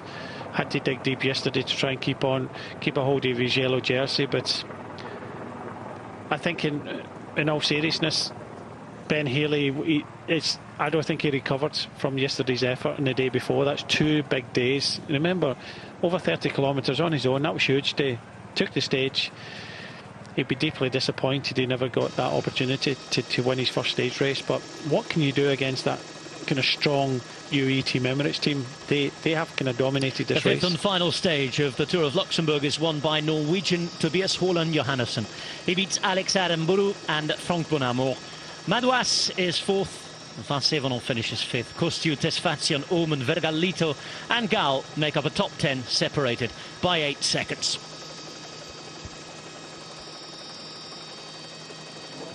So congrats for your win on a difficult, hard stage. Can you tell us what was your plan for today, and did you expect to really have a chance at the end?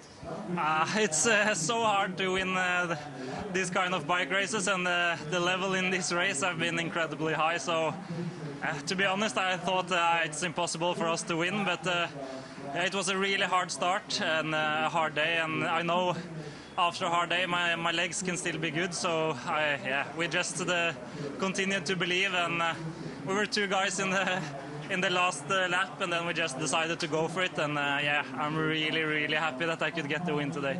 Were you surprised on a group like that with some big names in it that you could attack like that in the last climb and that they didn't follow you? Yeah, of course. I thought that it would be impossible to get away, but sometimes when you come a bit from the back and the group stops, then you can go, and if no one follows you straight away, then it can be hard. And I really wanted a victory this season, so I knew that if I get a gap I would go full gas and probably make it to the line, and in the end it worked out. Thank you very much, and congrats again. Thank you. A delighted Johannesson there. And Uno X picking up another victory. Team doing the business, improving every year. It's their 15th victory of the season.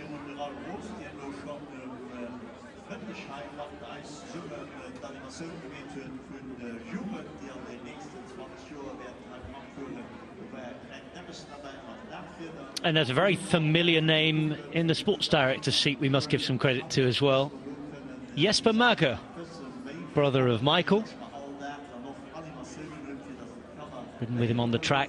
Now very much a sports director and a big part of the team.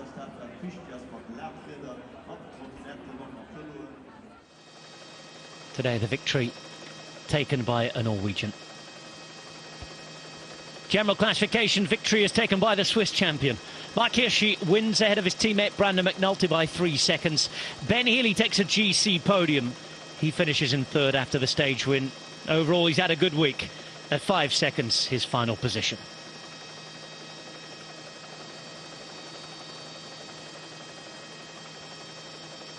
Håkon Bouwman dropping a place from 7th to 8th as Grossschartner is up there in 7th.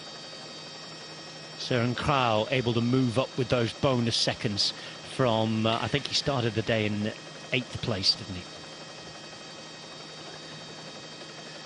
Yeah, I think he just finished, just in front of the group as well. Maybe stole a few seconds, so just goes to show you how strong he was in the race.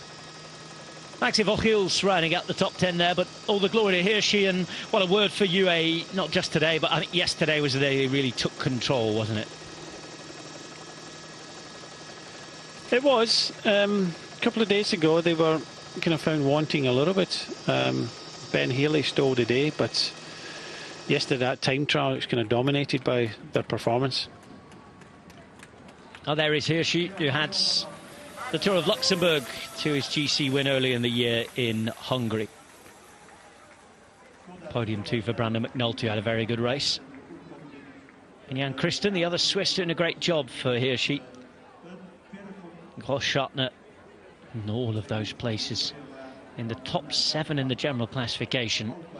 4 of them, including 5th place Diego Ulissi as well.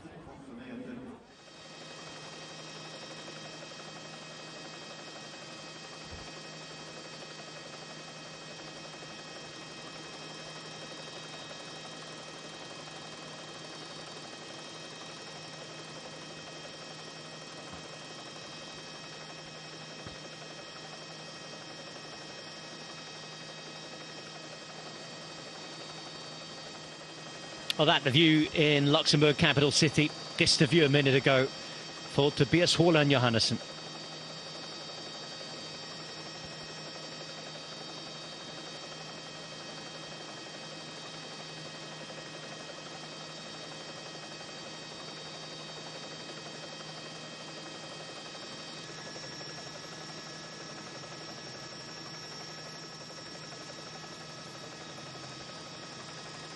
Oh, the wonderful Luxembourg capital being shown off to us from up on high. Beautiful place to visit. There's the Grand Ducal Palace, centre of the Grand Duchy. And the 83rd edition of the Tour around the Grand Duchy has been won by Mark Hirschi.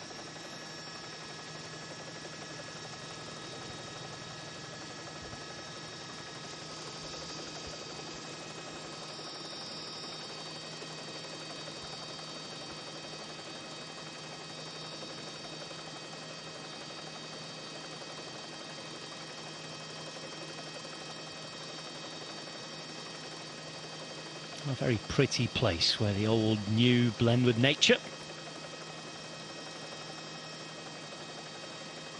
And it's been a pleasure looking around and showing Luxembourg off to you for the last 5 days.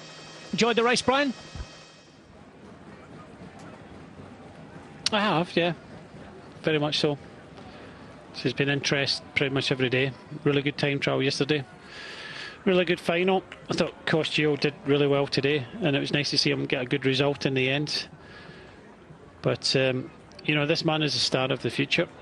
That win is just, you could see it just in his interview, how happy he was. Big cheesy grin. It, you know, really kind of boost his confidence, because I think over the last kind of couple of years he has suffered a little bit from illness.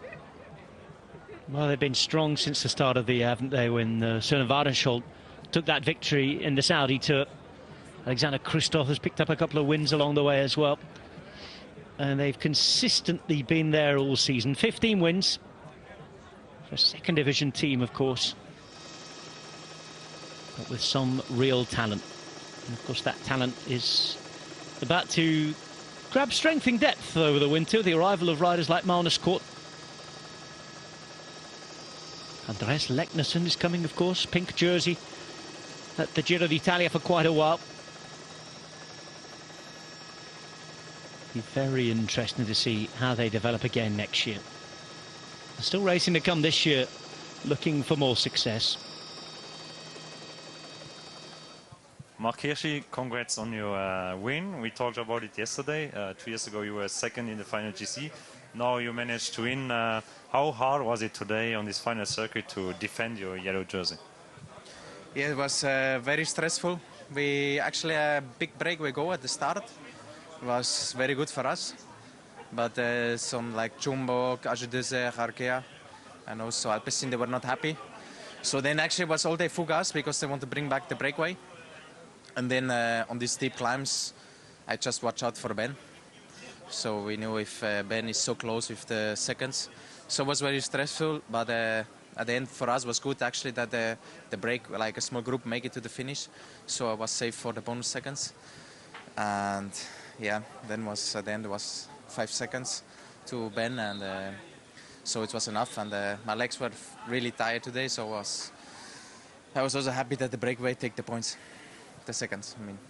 How hard was it to manage the ways on this final circuit with all the attacks and good riders breaking away?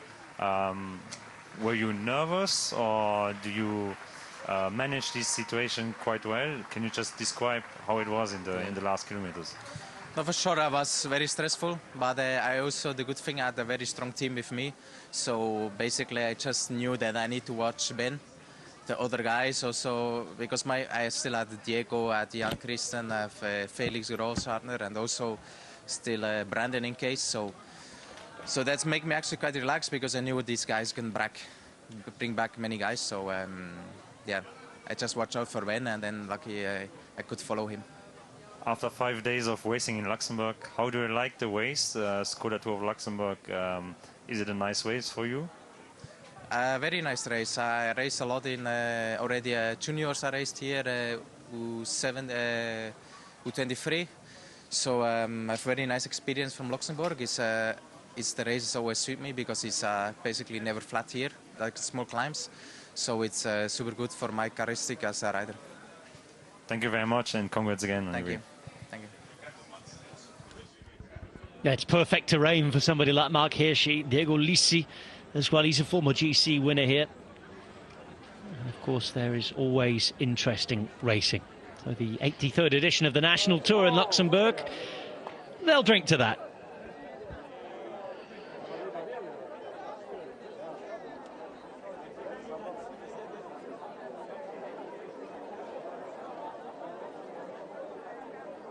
The VIPs enjoying a nice day out and a very nice, pretty setting.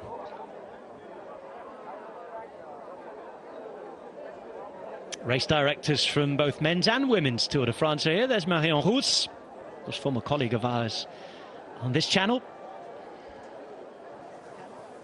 And Christian Prudhomme alongside him. Seit der ersten Etappe am Bierstrikot. Du hast fertig für den verteidigen die ganzen Skoda Tour Lützeburg. Wie froh warst du, da du hingekriegt hast, wie anstrengend war zu verteidigen? Für allem Haut, der Konkurrent ja auch noch an die THP mit war. Ja, also ich meine, die erste Idee ist als THP ziemlich schnell gegangen, und dreimal gepackt dran zu sehen, dreimal gepackt Punkten zu machen, und meinen Viersprung auszubauen, sodass ich heute just noch theoretisch Punkt kriegen, für das ich gewonnen habe, oder den zweiten am Klassement keine Punkte möchte, oder nicht so alle gut kriegt. Und ich meine, wie das THP Haus so lange gebraucht hat, für zu gehen, hat man Karte gespielt eigentlich auch. Und dann war ich sicher, dass ich gewonnen.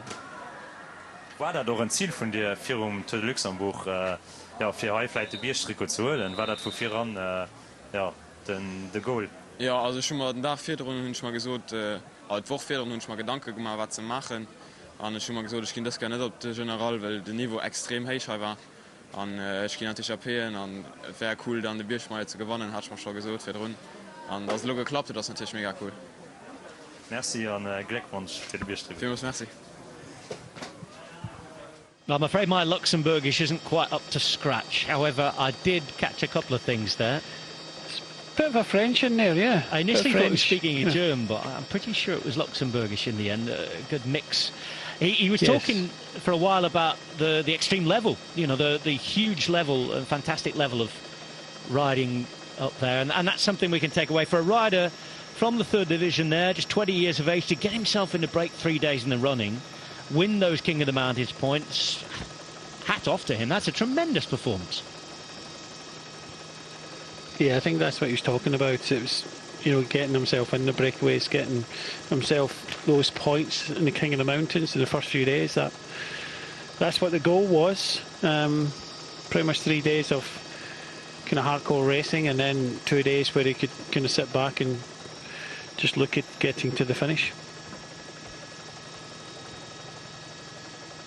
Well, the Golden Lady Monument, standing tall.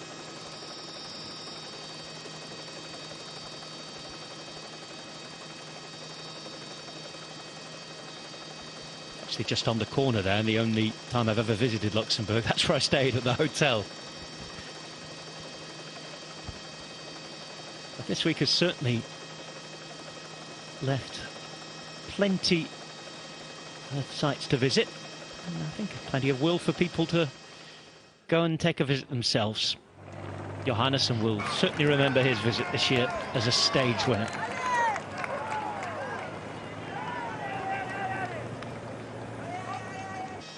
This was that last kilometre again, and the damage had been done by this point, Brian. Yeah, it had. That's a trouble sometimes. You see Madouas just leaving a little bit too late. He was, you know, he was just playing, hoping that someone else would do it, and he was forced into it. And as soon as you come over the top of that climb, this man just gave it absolutely everything, where the others just gonna. It's automatic. It's just, you start looking. You don't want to drag someone to the finish.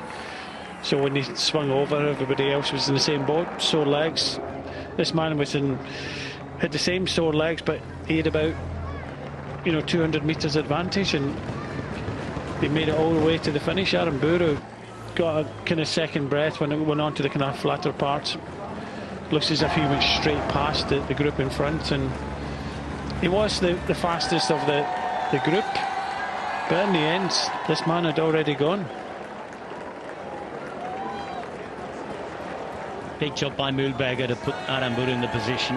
Could have lasted a little bit longer and deterred the attacks. That might have changed things. This is what happened behind. Healy following in with Hirschi.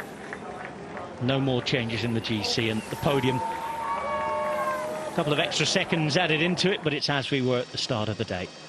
Hirschi winning, McNulty second, and Healy finishing in third place.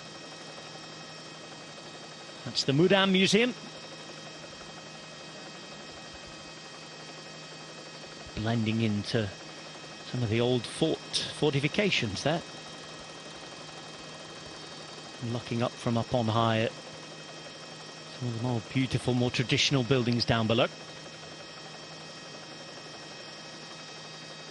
Looks a picture anyway, but a nice sunny day like this. And with everybody surrounding the podium, it looks great.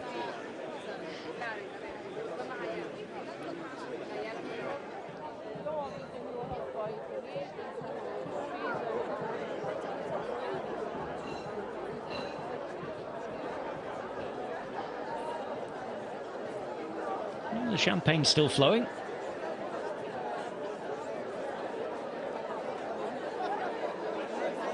One peculiarity about this race, they like to drag the podium out, don't they? Build the suspense for everybody. And the Philharmonie, wonderful concert hall, modern concert hall that's built there.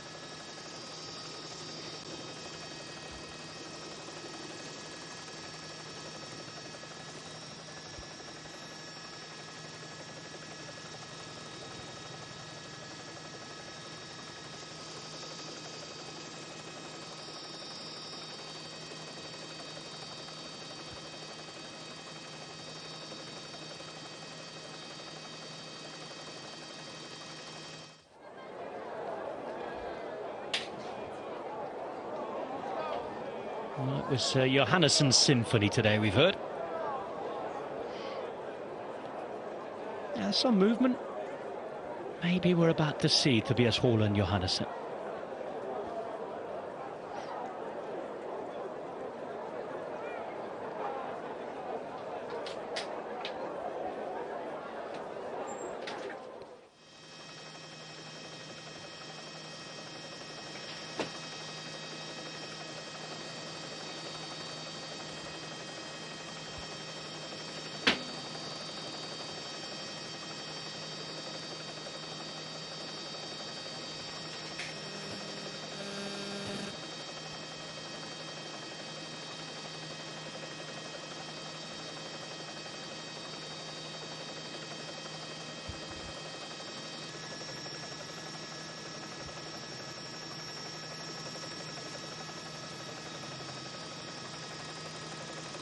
It's been a 5-day stage race around one of the smallest countries on the planet. Small in size, but packing quite the punch in terms of varied hilly terrain for bike racing. We've not really had a flat day at all, have we? This is an event born in the 1930s. And since the first division in 1935, we've had 83 Tours of Luxembourg. Used to take place in June. Of course, post-COVID, the date has changed, and we've come to the end of summer and beginning of autumn. The race rebooted, reinvigorated, and with young riders winning.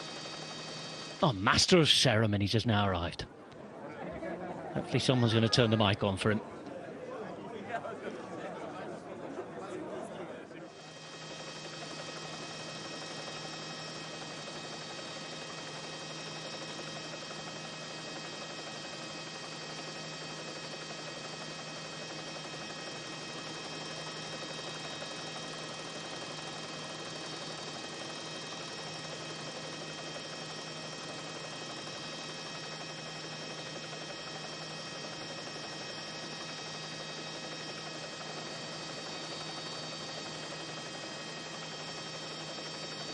Even the capital's hilly, as you can see. Very, very pleasant city. Small in size, but some nice restaurants and bars out there. You can walk in the late evening if you want to visit said restaurants and bars up through the cobbled streets and past the castles. Very pleasant place to be.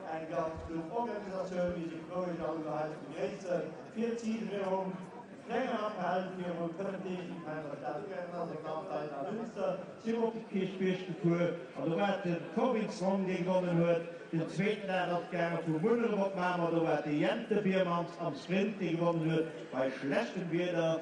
Am dritten Tag gut ein flotte Kursfahrt von Meter dort feiern. Da werden die Van Hili den wir am Schloss zu feiern. Oh, announcer running through who's won each and every one of the stages. Victor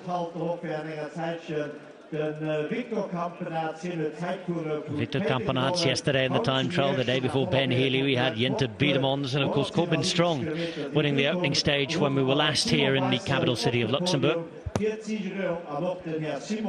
And today it's going to be Tobias Holland Johannessen. 40 vom Banker, von der Etappe, und das als der Führer von der Mannschaft von UNOX, kein anderer wie den Tobias Holland Johannessen. And here he is. Alongside race director Andy Schleck. The winner of the fifth and final stage. Racing for UNOX. And winning in Luxembourg. Tobias Holland Johannessen with his fourth career win. And probably the best field he's ever beaten.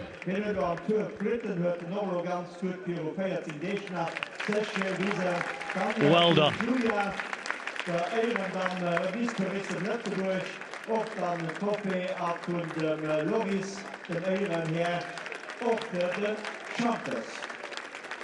Takes his champers. I didn't realise that is the word they use in Luxembourgish as well. And he's going to enjoy his moment here. Because we're not too far geographically as the crow flies from Champagne country here in Luxembourg. Just across the border in France. Bit of champagne, there we go. Den Banker für den letzten Tag, der Tobias Holland Johannessen. Is he going to do a set push? That's not a bad effort. Well played. Thank you very much. En zo een veel merci. De Joyous von Skoda. En als nächste een vertreter von der Regierung op het podium. Für dann den Preisgeberische Flugkompanie vom Sportministerium.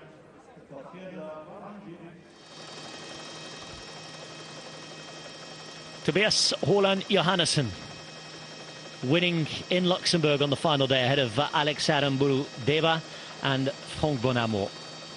Valentin Madouas in fourth, Mari van Sevenant fifth, with Kostiutis, Fatsian, Omen, Vergalito and Gal in the top 10.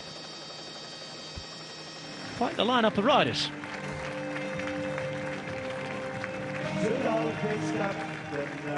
Andrea Bargioli. Dus 94 Kundlo. Ja, dat was de Andrea Bargioli. Andrea Bargioli. Most combative rider. Out in the breakaway, the last to be caught, and well, he gave it a good go, didn't he? And he's got a lovely, nice present to take home, wrapped in the Luxembourg flag there.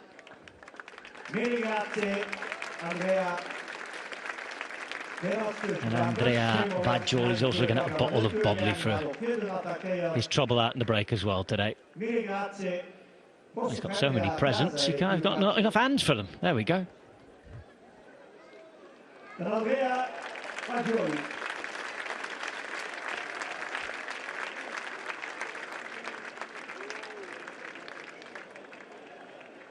Merci, madame Pascoe. Dan moeten we op het podium de heer Robbie Langers van de Loterie Nationale. Keer dan aan puntenklassement inzeieren. Points jersey will be next up. Ook enkel zich aan evident zetten. Dat is natuurlijk een sprint afgemeet. En ik vind de maillot voor de punten voor de Loterie Nationale. Dat is geen andere. Sponsored by the Luxembourgish National Lottery. En dat is Søren Krag Andersen. And Søren Krag. He's a man who's got a vested interest in Luxembourg. He's lived here.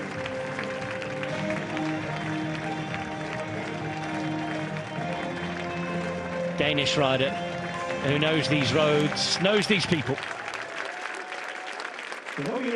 And is all smiles. Attacked again today from behind. Moved up in the general classification as well. Finishing the day and the race in 6th. But taking the points jersey after 2 second-place finishes on the first and second days. There's something to take out of the race this week. And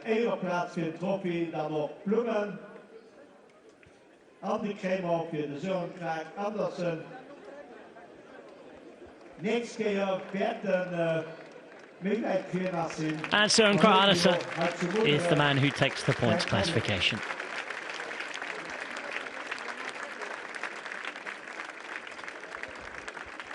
The blue jersey is his to take home.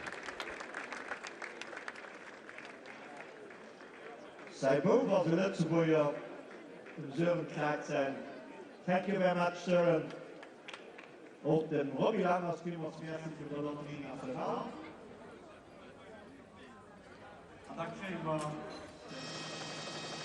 Let's take a final check on the points classification. And it's a win ahead of Alex Aramburu in the end by 7 points. 41 the final total for Søren Krag. Brandon McNulty finishes 3rd, Hirschi 4th, Ulissi 5th.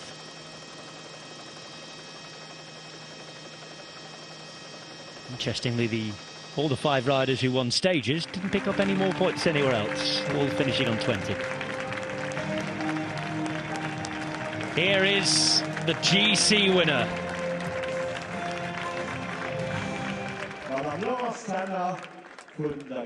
He's also the best young rider.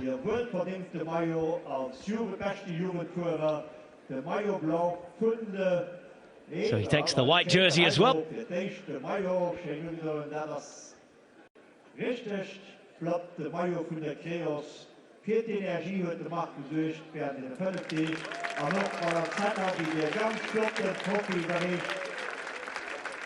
And the maillot blanc, the white jersey is his.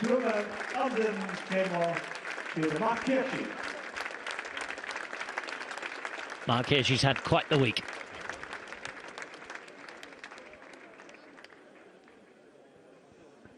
Ja, we gisteren natuurlijk ook madame Lili Popper, tweemeesters van de staat Luxembourg.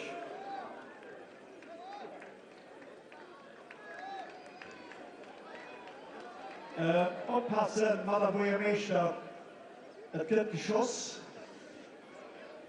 Well, he's not waiting for the yellow jersey, he wants to get that thing open now.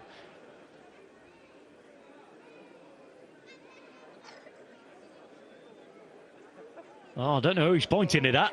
Oh, there we go.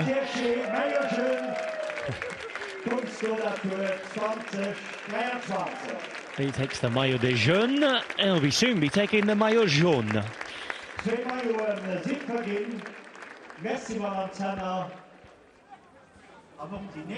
Oh, thankfully he kept hold of it. There were some nervous onlookers there on the podium. He should know by now, he's won quite a few races. He's won in the GC, he's won in the best young rider classification, beating his teammate Brandon McNulty and Ben Healy. Interesting.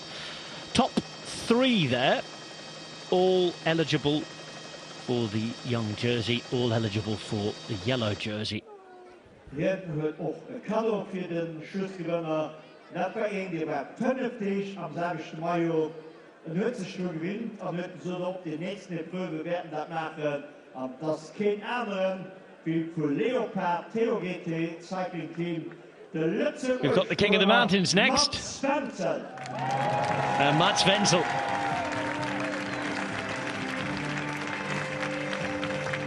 Should get the biggest cheer here. Young Luxembourger. And taking one of the jerseys. That's a really good news story for the race.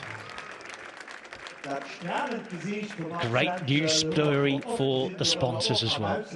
It's a local sponsor who has taken on sponsorship of this jersey, so absolutely perfect. They've got a backpack as well.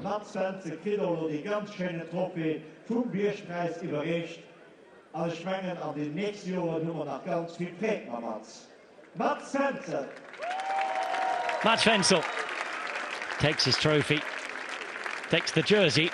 He's got some flowers and champagne as well. And he's got the congratulations of an entire nation. He's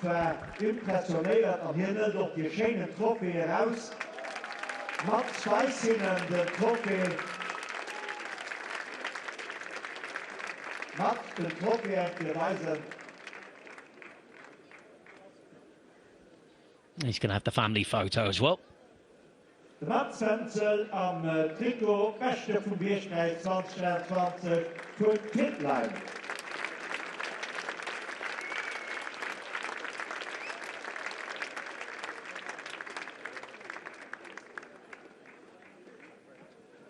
He might need some help taking all the prizes with him as well here. There we go.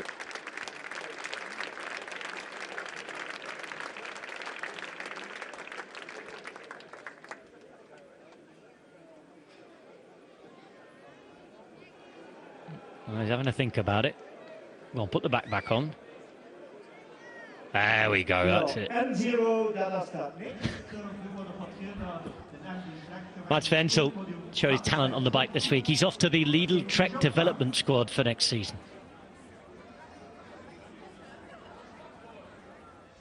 Enjoying the moment in his native Luxembourg here and winning the King of the Mountains prize by 4 points from Leonard Turgels. Bastien Troncham's 2 breakaways took him into third. Healy fourth, Van Borven fifth.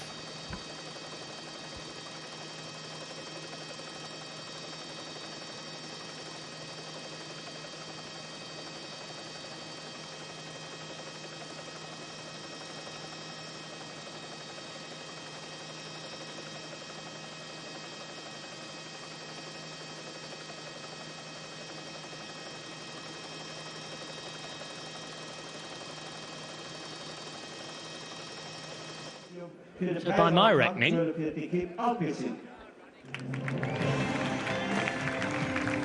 well, my reckoning's wrong. I thought we were going to see the yellow jersey there. I was going to say there's only one jersey left to present, but we've got a special prize first for Søren Krauth.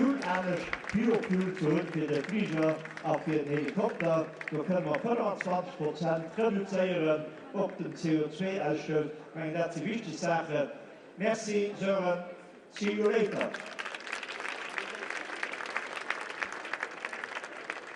Dat geldt die beste equipe op het podium.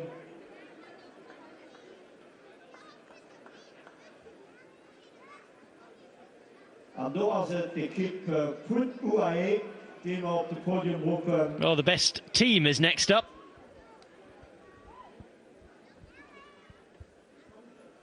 They're really making us build the excitement for the yellow jersey, aren't they? Even a pause before the best team here.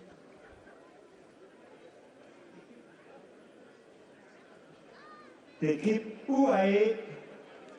I don't think there's any surprise who the best team is. UAE Emirates.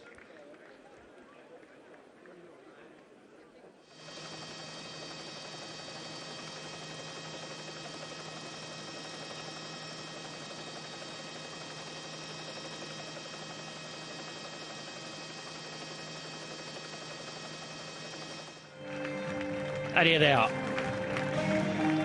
Oh, Diego Ulissi back on the podium of the Tour of Luxembourg, all smiles. He won this race overall a few years ago. It's with Brandon McNulty, who's going to be on the final podium today again. There's Mark Hirschi, who's going to be given the winner's yellow jersey in a moment. And there's the six-man UAE Emirates team, who also take the team classification prize, sponsored by Skoda. Dan de Brandon McNulty, dat is die kip die hij ganz klar domineert wordt aan die komen hier nu ook naar een keer heina. Domination really from UAE Emirates.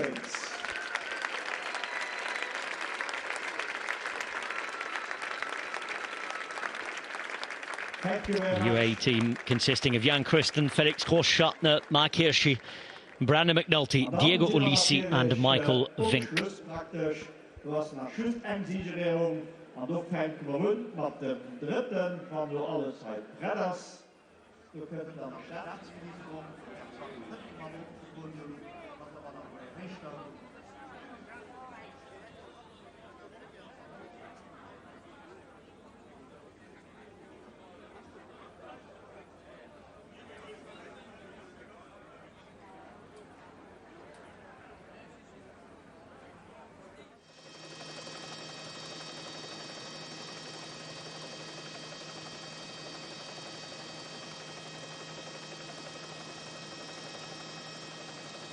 A commanding performance in the team classification from UAE then. And that translated to success in the general classification as well. Jo, en nu geht es dann Schlag auf Schlag. Da wurden Premier sich vorstellen auf Posten 3, gucken wir auf das Podium für Education First, the Ben Healy. And here's the final podium. And the only non-UAE rider on it is Ben Healy. Superb stage win 2 days ago. Lost the jersey yesterday in the time trial. Unable to take it back today. But he's finished on the podium of a stage race overall. Op de tweede plaats. The Irish champion takes his prizes, as the announcer is to introduce the second placed rider. Tegen uit Ierland en dan op de champion. En dan ook nog een uit Amerika. Uit Amerika is voor politisch high. Dat is geen andere wie de Brandon McNulty. And here's Brandon McNulty.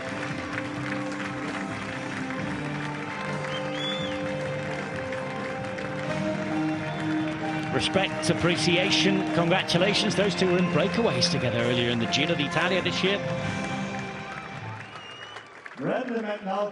And Brandon McNulty finishes in second place. But it's a happy second place because it's his teammate who takes the victory. A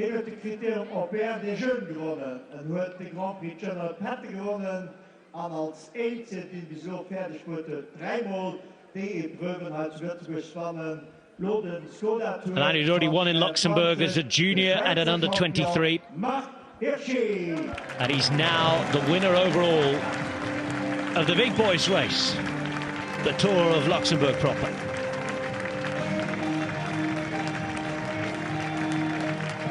Mark Hirschi takes the general classification and pulls on the yellow jersey. It's his second GC win after having won in Hungary earlier this year.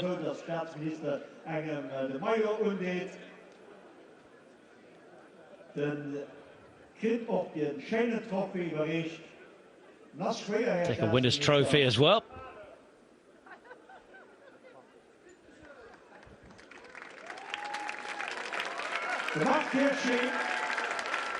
And Mark Hirschi stands at the top of the podium as the winner of the Skoda Tour de Luxembourg, the 5-day Tour of Luxembourg.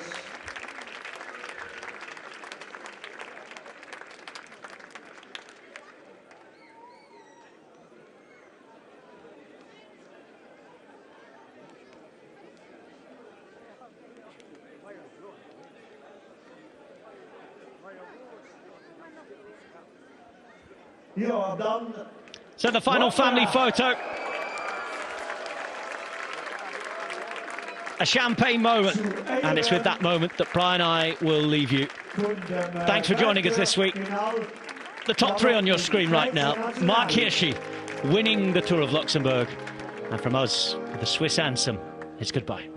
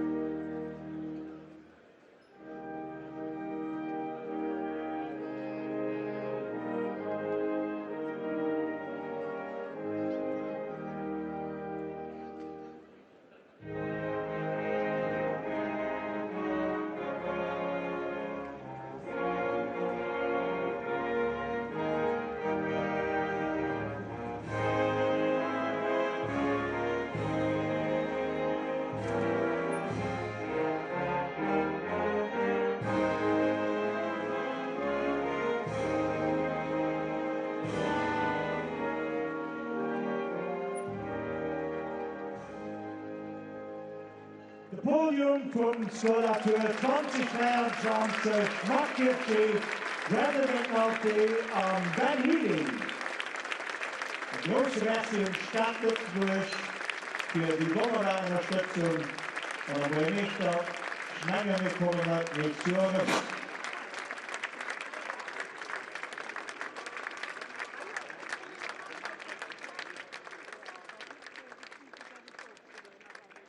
Merci vielmals, de spectateuren aan de Spengen.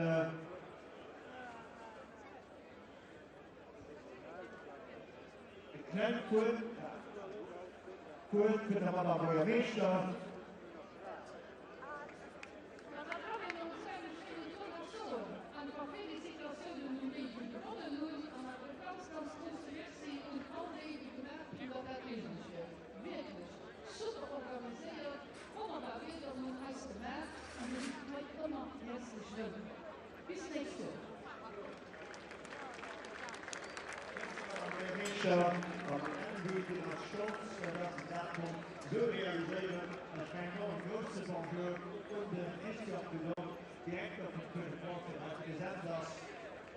Merci beaucoup.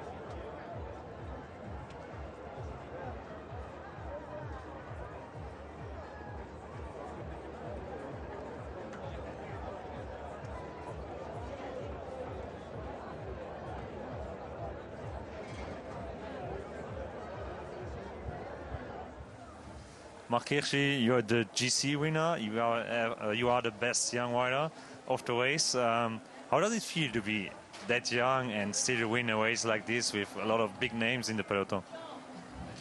Feels super good. I think normally it's my last year in the young rider jersey. So it's nice to finish the season with this jersey. And yeah, it's very nice to be in this jersey. So yeah, you're still young. What do you wish for your future, for your career? What do you want to achieve in your further career? Yeah. For me, I hope I just can continue on this high level year after year. It's not easy, and my biggest dream is to get a world champion one day. Thank you very much. Congrats. Thank you.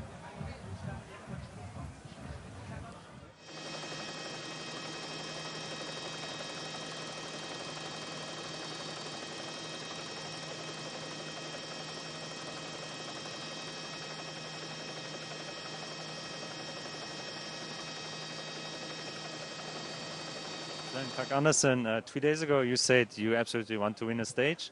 Then you had the yellow jersey. Now you finished in the blue jersey. How happy are you now with this Tour of Luxembourg and to win this jersey?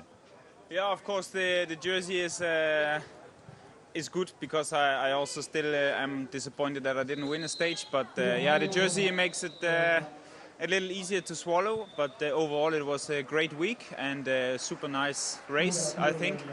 Yeah, I'm happy. Of course, my shape is good, and I hope I will get a victory in the coming 2 weeks. Yeah. How did you like the Tour of Luxembourg in general, the organization and the race itself? Yeah, that was a wish really for me for many years to do this race, and I have to say it was even better than I expected. Super nice, the roads are good, nice parkour and hard racing, so I'm really happy to be part of it. Yeah. Thank you very much. You're welcome.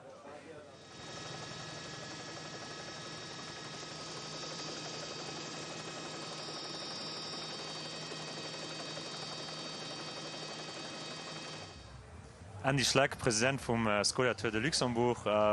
Nasel River vom sportlichen Point of view aus, wie guckst du zurück auf das 83. Edition? War ja ein Top-Letter mit vielen guten Equipen, viel gut Fahrer dabei.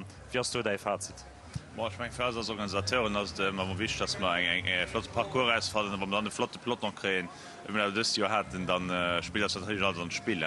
How low kommen hier, ich meine, wir gehen die letzte Etappe mit die 3 die an 3 Sekunden sind. Etwas Suspense bis die letzte Minute. Das heißt, sportlich gesehen war es noch voll. Ich meine, weil die Dekon, die in Lolöser alles kriegt, da sind, wenn ich gucke, wo wir hier kommen, 4 und 3, 4 Jahre auf dem Haut stehen, da haben wir als Hausaufgabe gemacht und natürlich auch stolz für dann, weil dem letzten Republik, weil so eine Show könnte bieten, wie man die letzte Woche gemacht hat.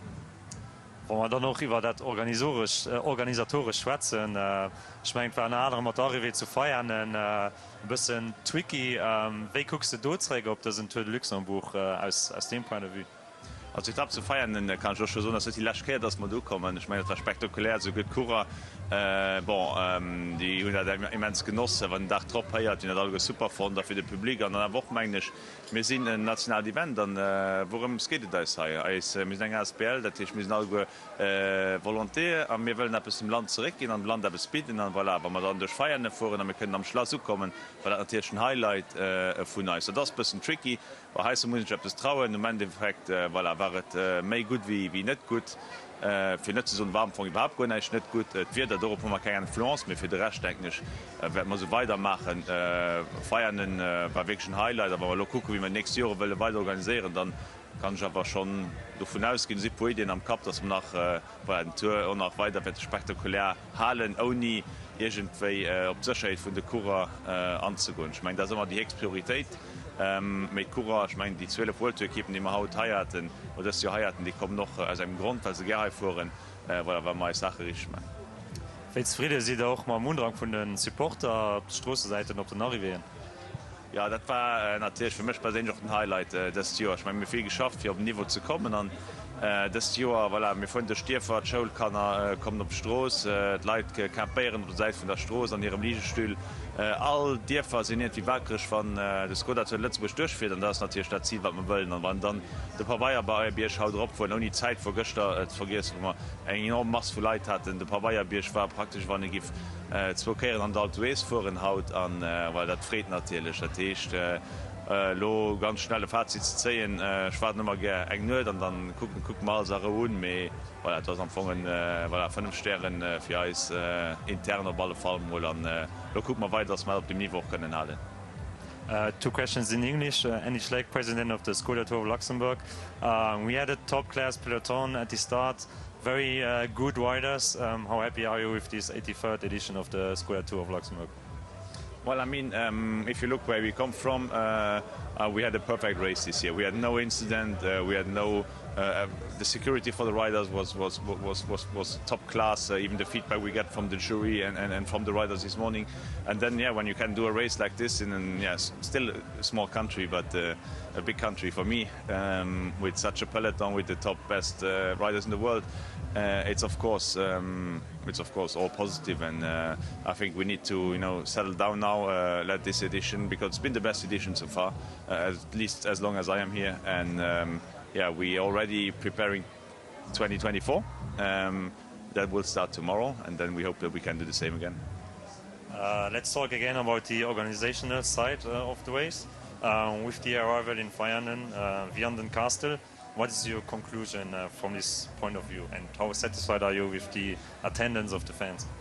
I mean, the attendance on the fans, it's a little bit like when I was a kid and was standing on the roadside to cheer the riders on, becoming more and more again a fest for the public and the school kids, they come to support the riders and see the show. And I mean, this is a top class for us to see again the people on the Pabaya Beach here or yesterday on the time trial, a lot, and this is what we do it for.